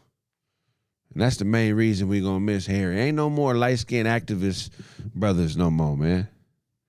All of them is doing poetry and moving back to Russia. And when we going to have a movement to move half black people back to Europe? Oh. They always want to send a nigga back to Africa, but how you know I don't want to be African in Europe? What's wrong with that? Send us back to Europe. There's more benefit being in Europe than it is being in Africa. At least I know if I'm in Europe, I'm going to be faster, jump higher, and be longer. You know what I'm saying? I can't stick out in Africa. There's too many exceptional people to stick out above the crowd in Africa. You know how hard it is to be black where it's nothing but black? You don't stand out. I like being black and standing out. Is that fucked up to be that selfish? Nah. Yeah, I want to be the standout nigga. Move me somewhere where we're peppered. Brazil. I want to be on the front line of the genetic race war. I want to impregnate and fuck as many white women as I can so we can win this race war. That's how we get to this victory, black people. It's through white vagina. Dang. One drop makes them black. Oh my God. So for every white woman I get pregnant and walk out on is one in the belt loop of the Black Army. I'm a sergeant in the Black Army. Lieutenant, leave a bitch. Leave a bitch. That's hilarious. Every month I go out looking for a nice Caucasian target. A woman that is wide-hipped. Oh. Yeah. And medium hygiened. Medium high. That drives an older Ford Mustang and listens to 90s hip hop. Them type of white girls that got Wu-Tang shirts. And them type of white girl, you know the ones I'm talking about. Find at Lowe's. Right, that's how you win the war. You win it through their vaginas. Oh God. It's easy, fellas. But it's hard to do. We got to ignore our best asset to win this war. We got to ignore black women. Damn. But if we're going to win this war, we can't fuck with these hoes. It ain't me. These are orders directly from the commander of our military. God. put us in this condition where we got to lay down with a white woman just so we can win this war. But I want to tell the black woman one thing, black woman. Stay in the fight with us. Stay in the fight. One day, we'll conquer enough white women to come back home. And when that day comes, you'll be my beautiful black queen. You be quiet. What's going on, everybody? This is your player partner and fellow Kraig Factor, Dwayne, a.k.a. Dad Media. Man, this nigga look like a dusty Cadbury egg. You roundhead bitch. Nigga, you look like an Amish Rick Ross. Nigga, you push your horse and buggy, you fat fuck. Look, I got a special offer for you guys today, exclusively for my Kraig Factors. Go over to my website, www.dadmediadesign.com. Again, that website's gonna be www.dadmediadesign.com, where you can get all your exclusive videography, photography, and graphic design services. All you have to do is go to my website, click on the booking tab, and I can have your services as quickly to you as one business day. So come on over to the site where we'll get you right, and hopefully I'll be seeing you soon. Peace. What's going on, y'all? Guess what? I have a network. It's called The Comedy Press. It's where comedians give their take on the world while doing stand-up. We also have a bunch of different podcasts on the network. All you have to do is download the Caffeine app and subscribe to The Comedy Press. Just click that link below. God, God, God. God, God, God. We got some more shit today, some more facts.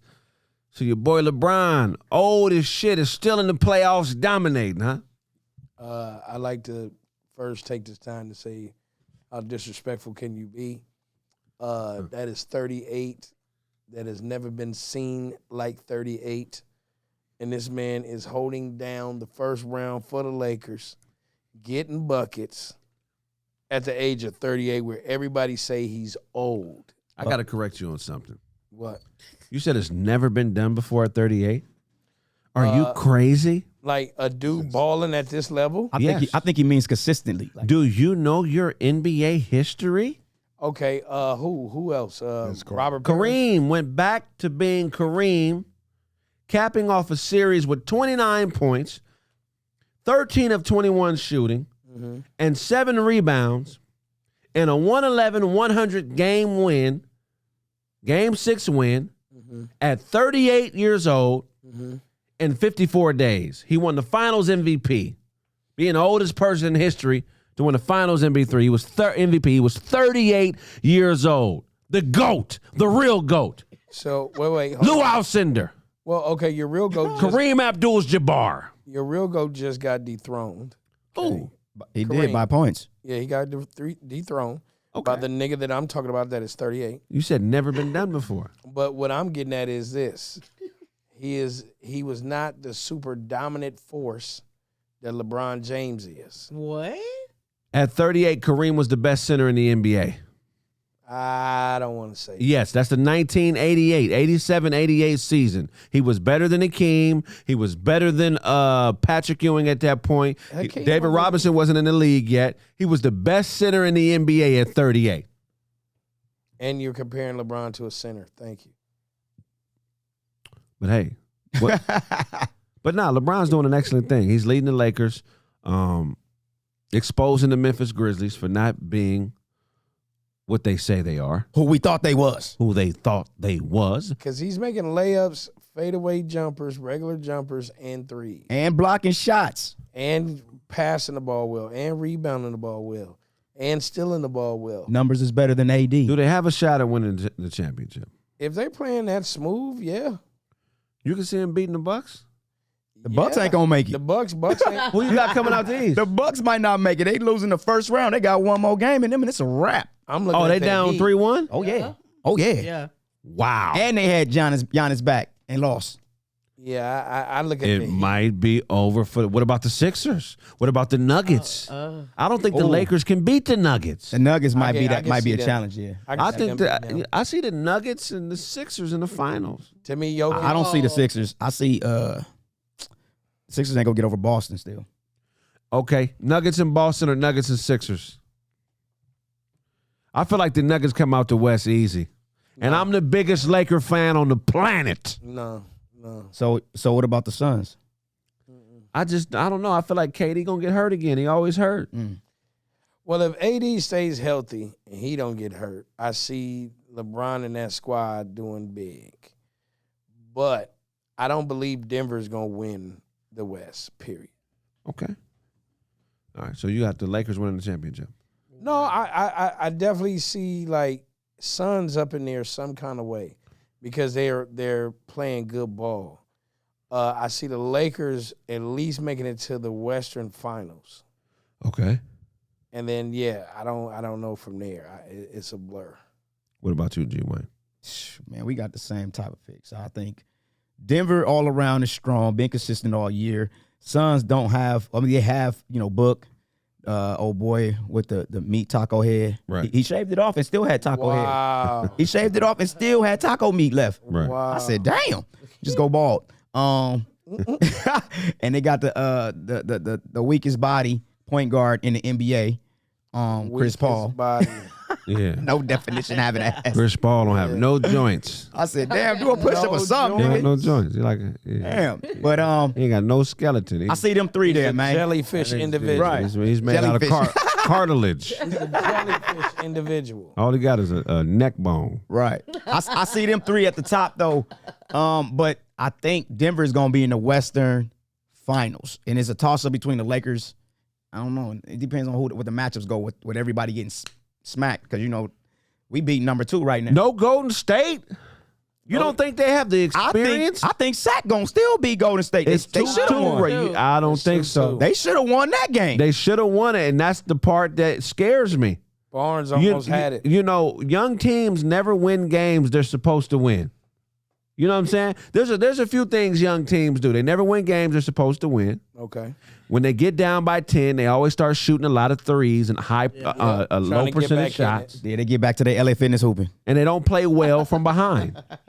Young teams will lose their identity if they get down. They don't have the discipline to stick to whatever the team culture is. Right, they get frustrated with each other and frustrated with the system and break down. And I do not see them outthinking Golden State for 7 games. I don't even think it's going to go 7. I think that Golden State is going to go back to Sacramento, and they're going to end up winning in 6. So you think it's going to be 4-2? I think it's going to be 4-2. Yeah, I see that. Steph Curry can beat them by himself, and so, but on the other hand, the lefty can beat. Nigga, who's guarding Foxx? Foxx is man. They did the right thing at that last play was double team, let somebody else beat us. Yeah, double team his ass because he getting that paint right there, that little floater, that little pull up. It's a wrap. Who's MVP of the playoffs so far? Shit. Fox looked good, but Jimmy Butler, bro, you got to understand he had 50. Right. You know what I'm saying? And he balling down there like Jimmy having good games. Miami's winning.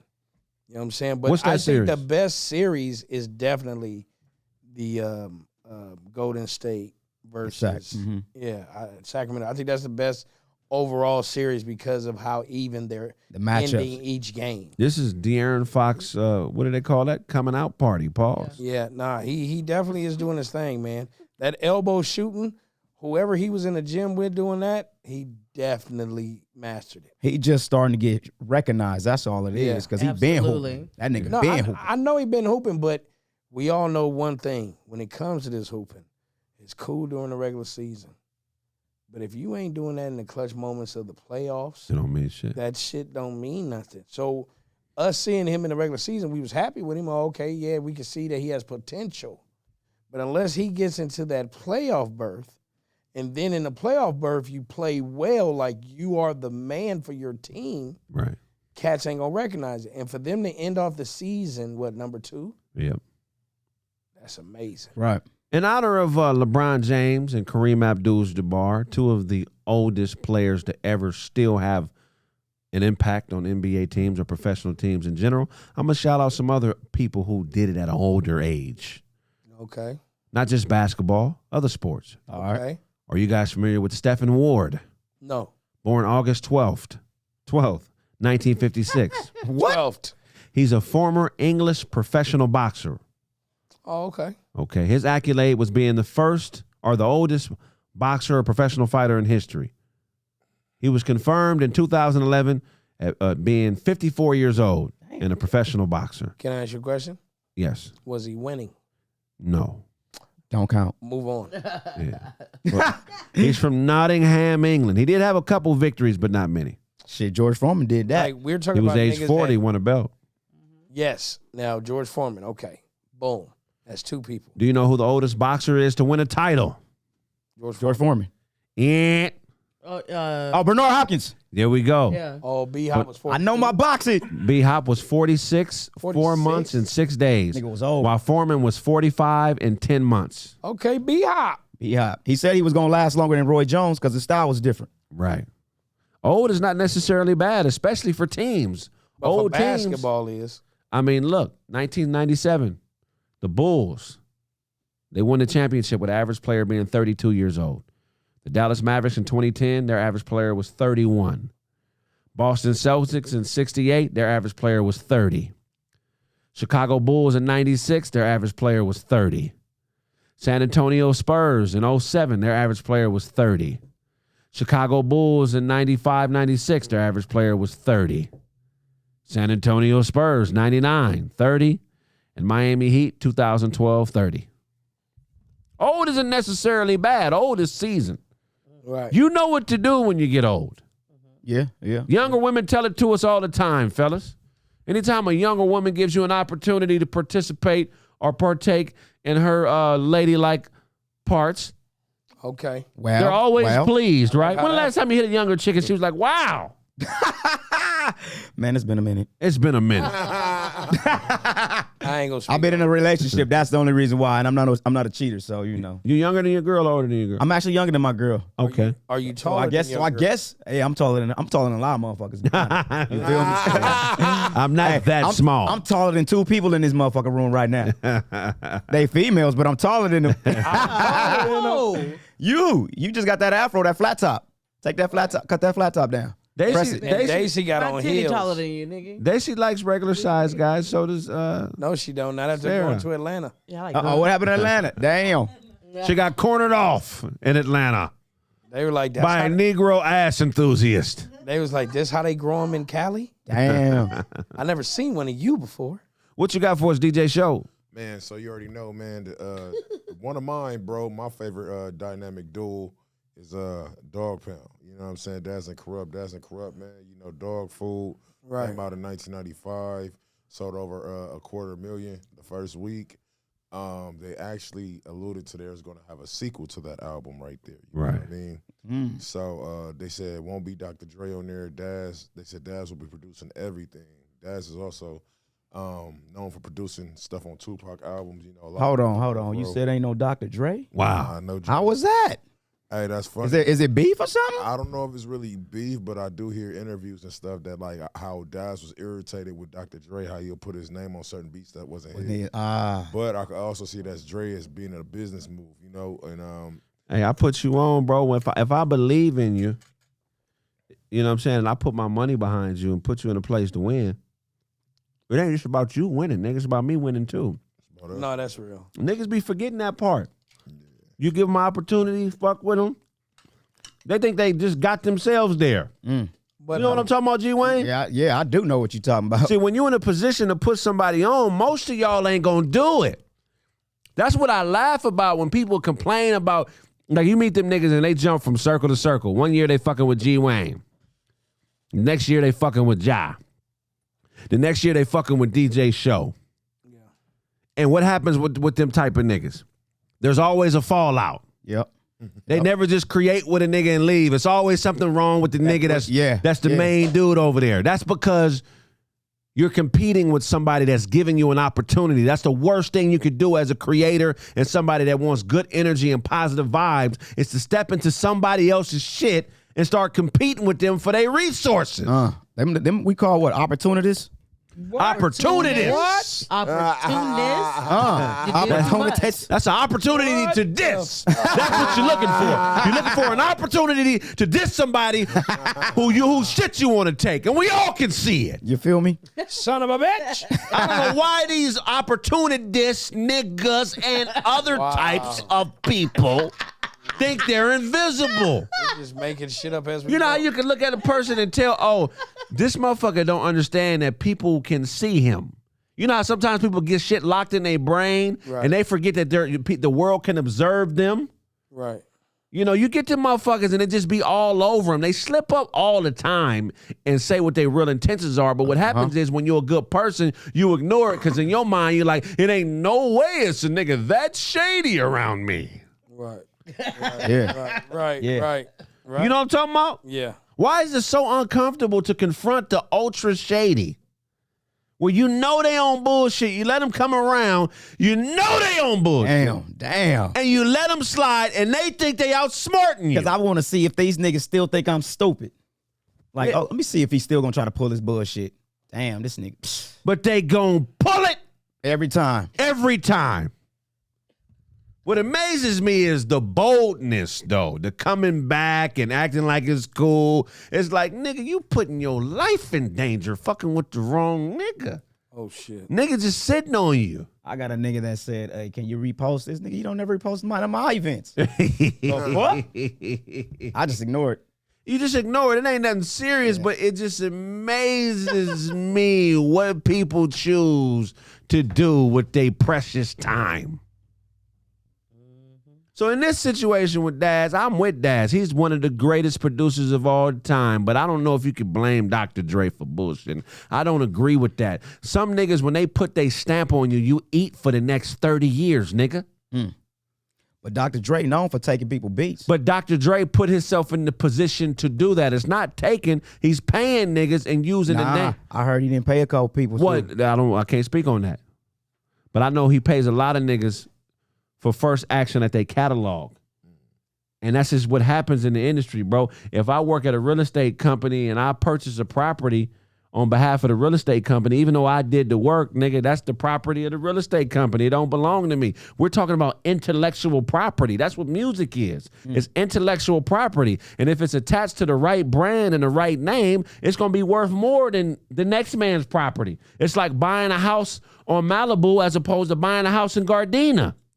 Once you get that Dre name next to you, your value is through the roof. That's facts. You working with Dre? That's intellectual property. That shit ain't free. You don't get that because you think all them compliments you've been getting. I'm not saying this is Daz, but I'm saying the mind state of people like this, they start counting all the shit that they did to manipulate you. Well, what about when I bought you something to eat? What about when I came all them times and stayed long? Pause on the came part. What about all them times? You know what I'm saying? They start counting. That's because you started the situation off trying to be manipulative, and when it didn't work, now you want retribution for shit that I've been doing for you for free.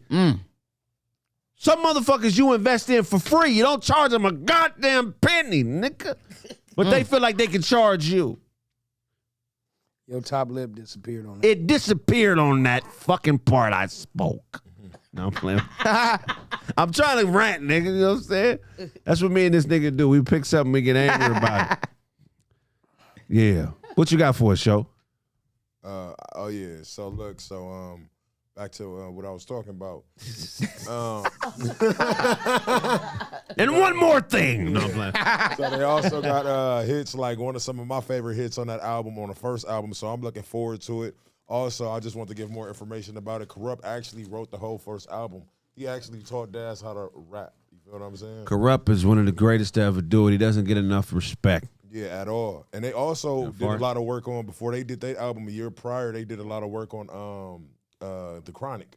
Right. You know what I'm saying? So, like, them bringing this back, bro, I feel like it's probably, for the people that's still here, to able to actually witness this, the second album, the last album, the sequel of Dog Food, I think it's probably going to be very impressive. Oh, yeah. Y'all can't wait till it come out. Anything Daz touch is going to be incredible. Diggity Daz. Yeah. Diggity Daz back in the house, yeah. My favorite song is I Don't Want to Dream About Getting Paid. That's to me. That's the best song on the album. Mine, I don't know. Bomb Ass Pussy was a dope ass record. I like the intro. Well, what's that? I'm a DPGC for life. I do what I feel and I do what I like. Yeah, I like that. DPGC for life. I do what I feel and I do. Yes, it's hard. And that one song, Are You Ready? Hell yeah. Yeah. That first one, that first one, when they was saying, ain't no harm in me, ain't got no love for no hoes in harmony. It was. I forgot they dissed Moan. Damn. Yeah. Like he said, all I see in my MIND is DPG for LIFE. Yeah. All I see on the MIC is another Mango MC opposing me. Yeah. Like, it was just like, Corrupt just went stupid on that whole album, bro. New York was dope. Their videos was dope. Like, it was just like, I know you're bobbing your head. It sound weak when you said Because I can see you. Yeah, for real. Like, everything is. Remember that nigga diss DMX? Oh, yeah. I remember that. To see Corrupt is, Corrupt and calling out names. Calling out. Yeah, that was one of my favorites. Yeah, it was. And one of mine, too, bro. That was my hooping song. Yeah. That was back when And1 was popping. That shit was hard. Yeah. That one. And he also came out with that Space Boogie Odyssey back in the day. Streets is a Mother. Yeah. The Streets is a Mother was like one of the was a classic from Corrupt. It was. That was my favorite album. Like, every song on there bang, bro. Damn near, man. Represent that DPG. All it, bro. I'ma do what I feel. And I do what I like. Yeah. But nah, man, that's pretty much what I gotta say about it, man. I just went through the whole Corrupt Dash shit, man. And I'm just excited for this next album to come out. Heck yeah. Shout out to the Dog Pound. Facts. What you got for us, G Wayne? Man, let's talk about, Snowfall. I know that was like one of the hottest shows, and it just had the season finale. Oh, shit. It sucks for my man to be ending up like that, the way, how he started and how he became his father at the end. Right. It was just, whew. Yeah, so basically he ended up back on the streets as an alcoholic. Yeah, it's like, no, he couldn't, he was trying to get a bag from people like that. He helped out. Nobody was there for him. Everybody kept closing the doors Right. on him, Mom's fucked it up by killing Teddy Right. before he gave out the codes. Like, damn, mama. Wife took off with the baby and the money. She was already scheming. You could tell she already knew she was gonna do that. Yeah. I already knew it. I was like, I could see it. Like, you already know a shiesty bitch when you see one. Oh yeah, they everywhere. I felt it. Yeah, it's like shiesty. Do you think they were wrong for what they did? Who is that? Sell crack? Hell, Which part? The mom. You know what? I do. I think she should have held off for 10 seconds, then pop Teddy. Let my son get his money so he can get out and be happy free. If I'm gonna do this anyway and be caught up in jail for life. Right. Why do that? And then she ignored the nigga every time he came to visit. She just looked at him. Yeah. But talked to everybody else. Yeah. Talked to all his peers.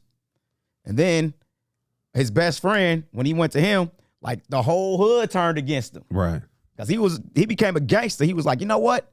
I'm going to get it by any means necessary. And then he turned around, the whole hood was like, not today. We ain't got your back no more. We riding with homie. But remember, she gave him the choice.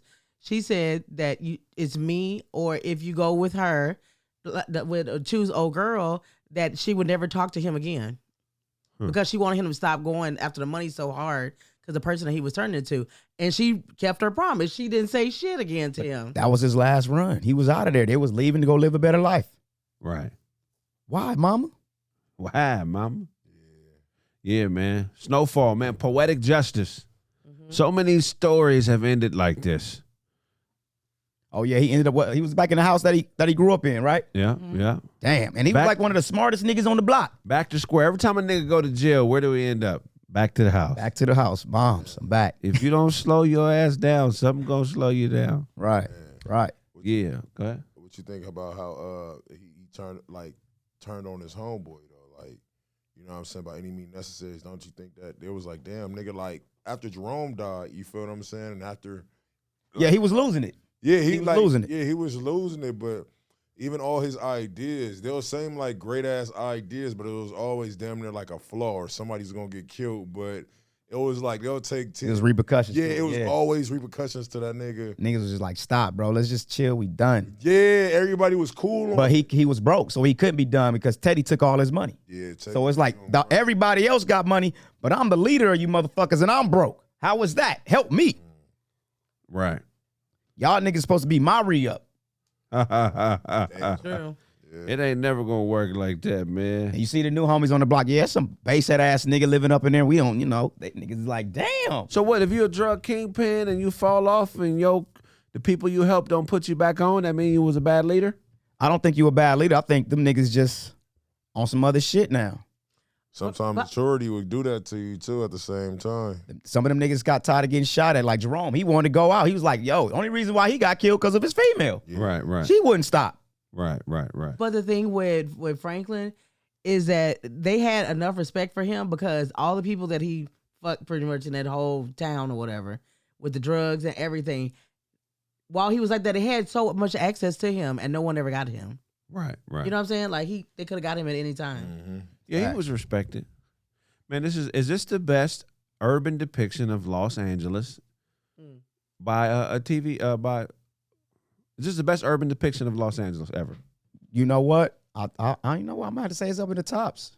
Yeah. I'm about to say it's in the tops. Like this is one of John Singer's good ones. Like it was a good series, bro. Like, and it picked apart everything that we went through. Like my pops was selling with this nigga low key, right?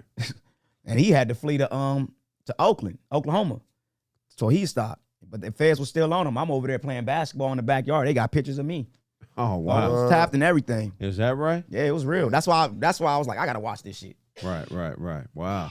Yeah, and it was just like, at first, I ain't even gonna lie. When I heard Snowfall, I was just like on something. I was like, what the fuck is this, bro? Like, you know what I mean? And then we interviewed Wanda in Gardena.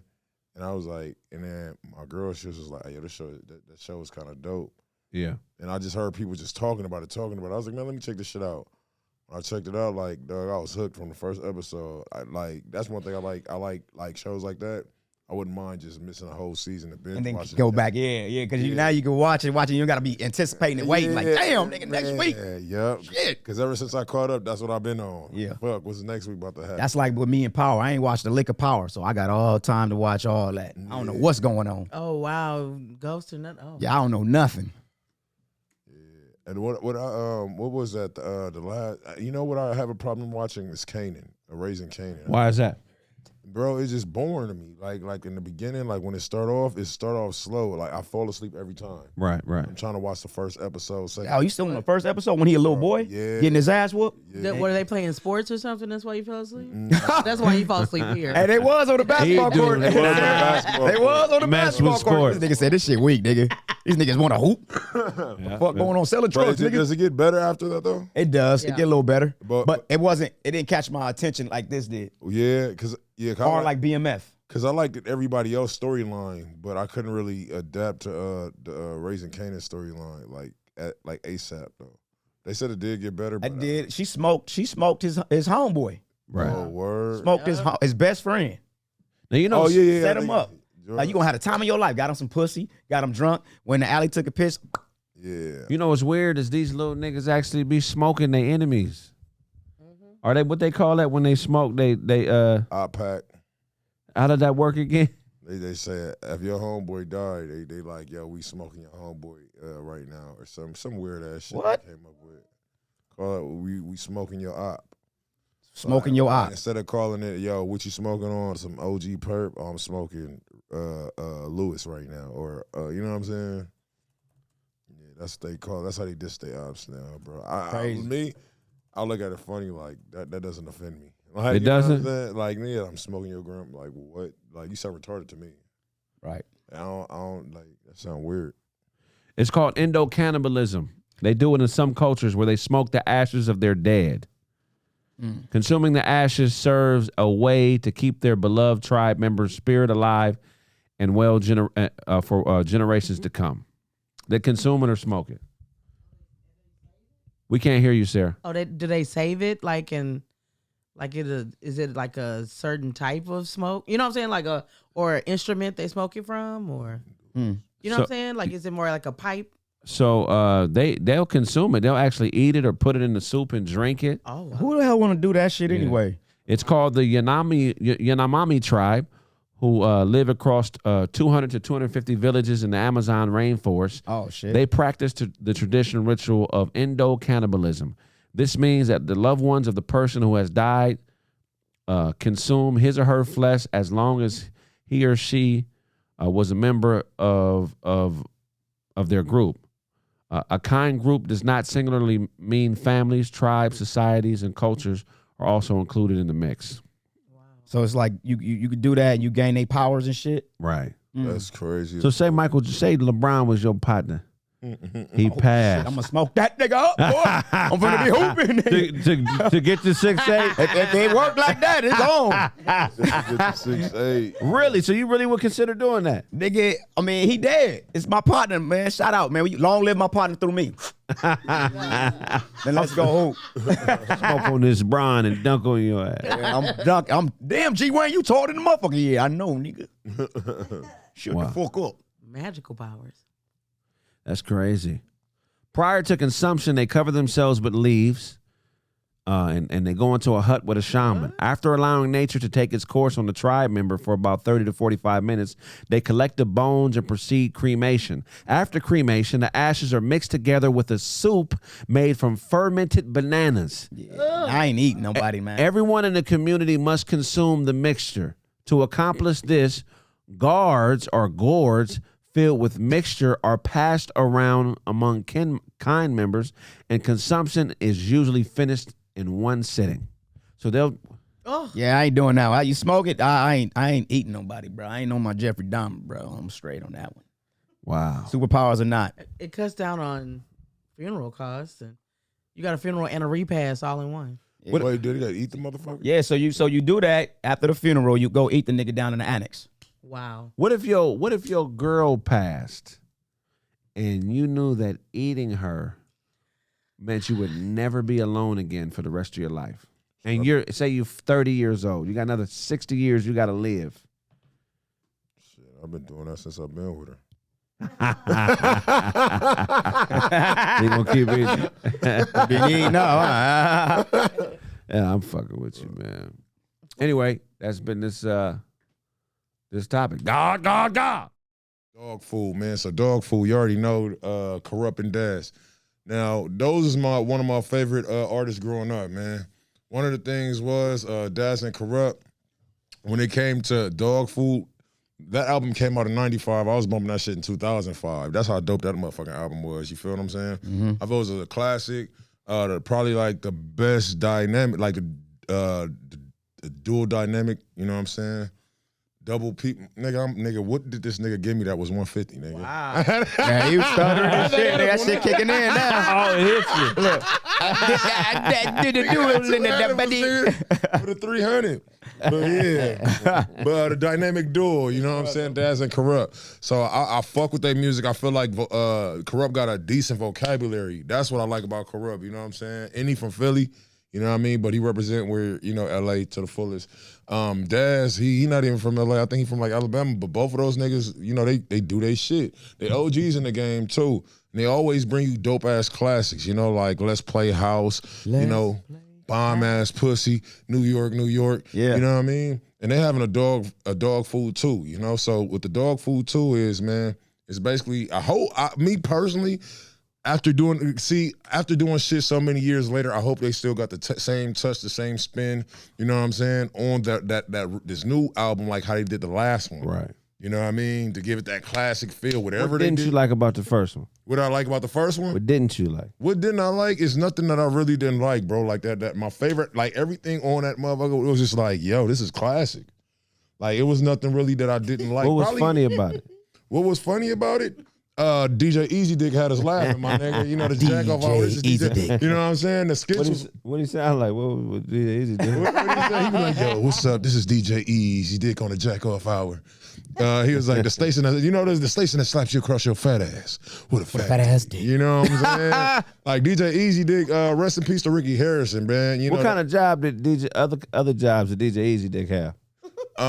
Shit. What kind of jobs this nigga had? I guess playing music, you know. What did Easy Dick do, man? I get Easy Dick. Yo, that is a weird and deep ass question I ain't even never thought about, man. Like, you know, you just going with the flow, but now that you say, how did the nigga get the name, bro? Why they call you Easy Dick? Why they call you Easy Dick? And the jack off hour. I fuck it over easy. Yeah, right. But yeah, that is a wild ass question. But I used to love like the '90s. How I hope they bring the skits back, bro. Like the skits brought the shit that niggas don't put and take time in like their albums nowadays. You know what I mean? Reality was a dope one that they had on the first one. It's just like so much. I just hope they make me remember the first one. What if they just remix all the songs? Oh yeah. If they remix all the songs, that should probably be trash. Dog Food 2 is coming out. Daz and Corrupt, legendary rap duo, top 2 of all time as far as rap duo. Corrupt wrote the first album. So, you know, that's probably the most complete album I've ever heard. You know what I'm saying? But the only thing about Dog Food, my niggas is older now. I feel like they kids should be doing this album. Where's Daz Jr., Corrupt Jr.? Look, hold on, Father, we got this, okay? They probably have green mohawks and shit. I'm Daz Jr., I'm Corrupt Jr. Do that whole album over with your kids and your grandkids, because both these niggas got grandkids. Crazy. I'm a fan of them, but I don't know if I'm fucking with a new album. Yeah. I don't know, man. You think they caught up to the times? I mean, look, man, I just feel like they can't be rapping old school. Diggity Daz. New York don't hit like it used to. New York. What song you gonna make now? See, that album was dope because it was amongst the East-West Coast beef. Facts. Who they gonna diss now? Huh? Ain't nobody to diss. And without Nate Dogg on the hook, damn, forgot about Nate Dogg. Who's the Nate Dogg in this album? You can't you said who? He said I heard LV put in for the job. Who's that? Who's LV? From Gangsta's Paradise. There's been spending most of my life living in. That's hilarious. I'm just saying the whole Dog Pound shit without Nate Dogg is tough. You're right. The King of Hooks. I mean, Nate Dogg was so important. He's irreplaceable. Hasn't been nobody like him. At all. Snowfall, that shit was fired in the motherfucker, man. I kind of didn't like the ending too much. I was hoping Franklin got popped, especially after all the shit that he put his homies through. You feel what I'm saying? Especially when he pulled the gun out on Leon, bro. I didn't like that shit, man. I kind of wish I kind of wish he got smoked. Like I wasn't really pleased too much about the ending. You know what I mean? Like I understand that's how the shit end up in real life in LA and everything, but it just wasn't really. What do you say? I'm a handsome black nigga and still can't get a bitch. You know what I'm saying? You wanted them to have a quick death and wear the suffer the way he is right now, suffering. Yeah, because it was like that was the last episode, my nigga. Like you feel what I'm saying? I wish he went out with a bang. I ain't gonna lie. Like it was just like everything else was exciting to that point. Like everything. Like that's the only. I understand it from that perspective, but I don't think John Singleton would have ended it like that. That's just my personal opinion. I mean, like, everything got a bang at the end. You know what I'm saying? How Boys in the Hood happened. Well, he can't get smoked because he ain't dead. Huh? Well, you can't change the story. You can't get smoked when you ain't dead. But that's not what happened to the Rick Ross. Oh, was that it? They said it was inspired by two people, right? Yeah, it said two different people. Oh, okay. But still, I mean, but shit, they said it was inspired, my nigga. They said it wasn't them, nigga. Like, you know what I'm saying? I didn't know it was and neither inspired. one of those niggas is crackheads, are they? No. I don't know. See? I don't know. Franklin didn't end up in his crackhead. I don't think he a crackhead in real life. Nah. I feel like first, bro, I feel like Louis fucked up for letting Romy Rome get killed. You know what I'm saying? That fucked me up, nigga. I was really calling the homies, nigga. Like I was about to go to the nigga funeral next week, nigga. Like Showing nigga, up on set. like nigga. That shit right there had everybody in the city hot. Nigga, like, hey, nigga, y'all know Rome just died, nigga.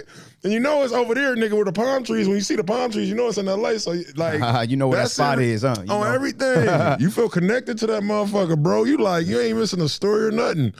I was like, fuck, nigga. I was up there posting on Twitter, nigga, tweeting a bitch like, hey, this all your fault. You know what I'm saying? Like, man, like, for real, nigga, I feel like Jada Pinkett when she socked out that nigga on Shane, nigga. Remember Chad Williams, you know what I'm saying? But nah, bro, like I feel like that was a dope ass show because it makes you like it was connected. You know what I'm saying? It had people connected, like to the storyline. I feel like it was a dope ass story from beginning to end. I just didn't really like how it ended. I'm like, yo, I wanted some. I mean, I understand Jerome got his get back or whatever. You know what I'm saying for him, but I just feel like it was more. And I'm mad that the season ended. Maybe that's what I'm really mad about. Right. You know, that it ended. You know what I'm saying? Because I don't even watch TV, but that's something that'll take me out of my element and just I stop everything. But all right, I'm gonna chill. This is my chill moment. This is when I just kick back, relax, and watch this. I don't mind watching this. Yeah, but shout out to Snowfall. Shout out to the homegirl Wanda too. Yeah, I heard they having a spinoff as well. Are they? What is it? In Africa or some shit. Africa? Yeah.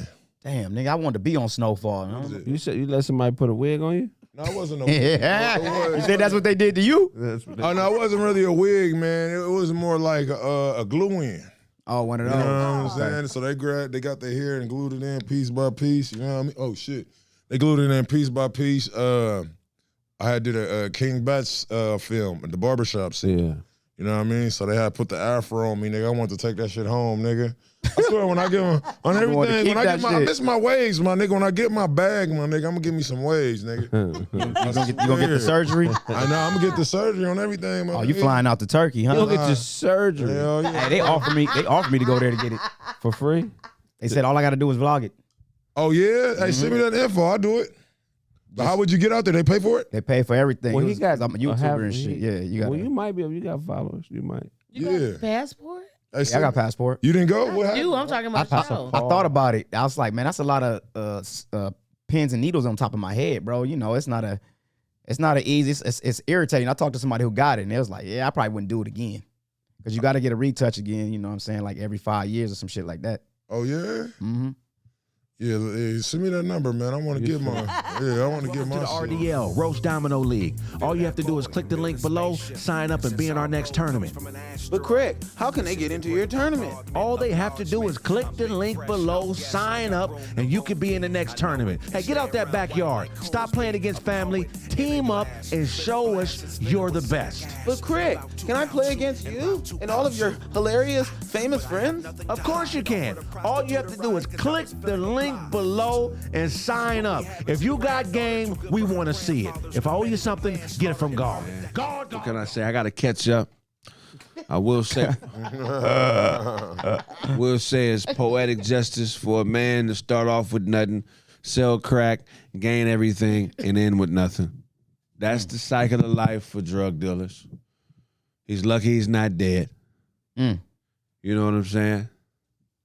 I don't blame crack dealers. I blame somebody else.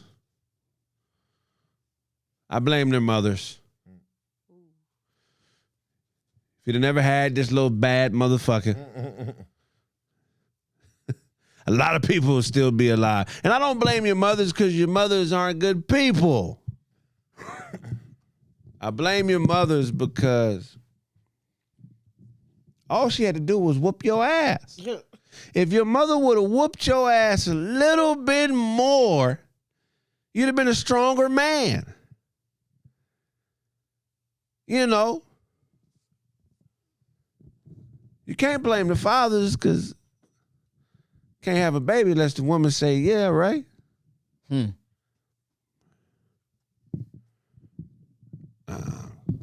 think I'm done with this topic. God.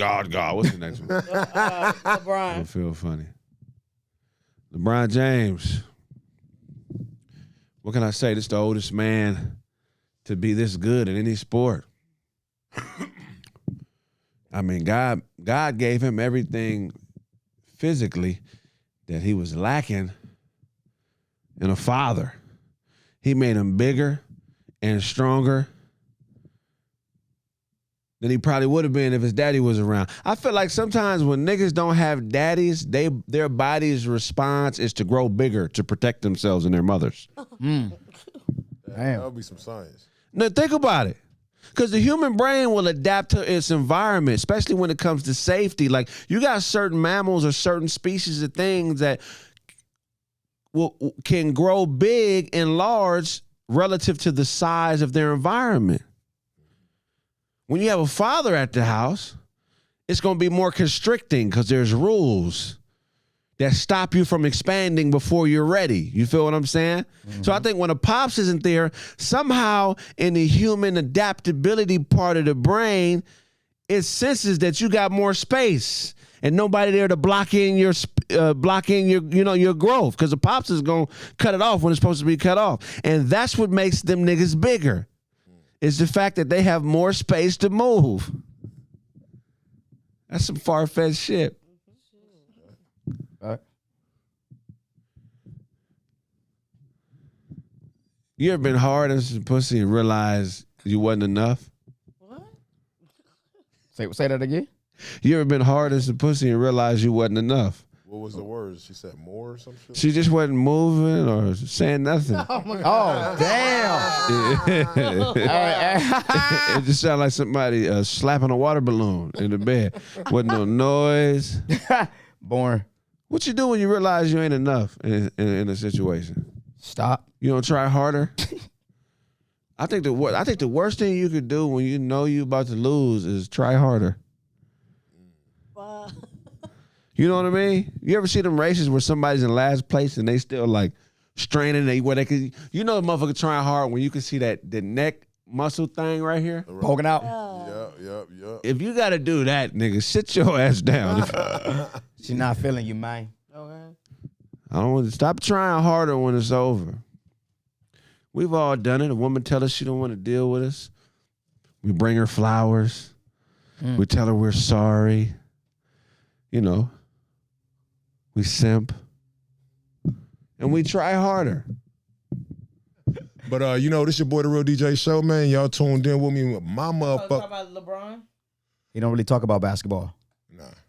Just say, you want to talk about LeBron and just say, I don't fuck with you. Nah, yeah, all right. Are you going to talk about LeBron? I don't fuck with LeBron. Sports, none of that shit, nigga. What the fuck I look like watching these millionaires when I'm trying to get my million? Nigga, it's show. Nigga, make sure you follow me on Instagram, The Real DJ Show, Twitter, The Real DJ Show, Plan A Radio on YouTube. And also, man, make sure y'all fuck with me. It's show, nigga. Check out my status.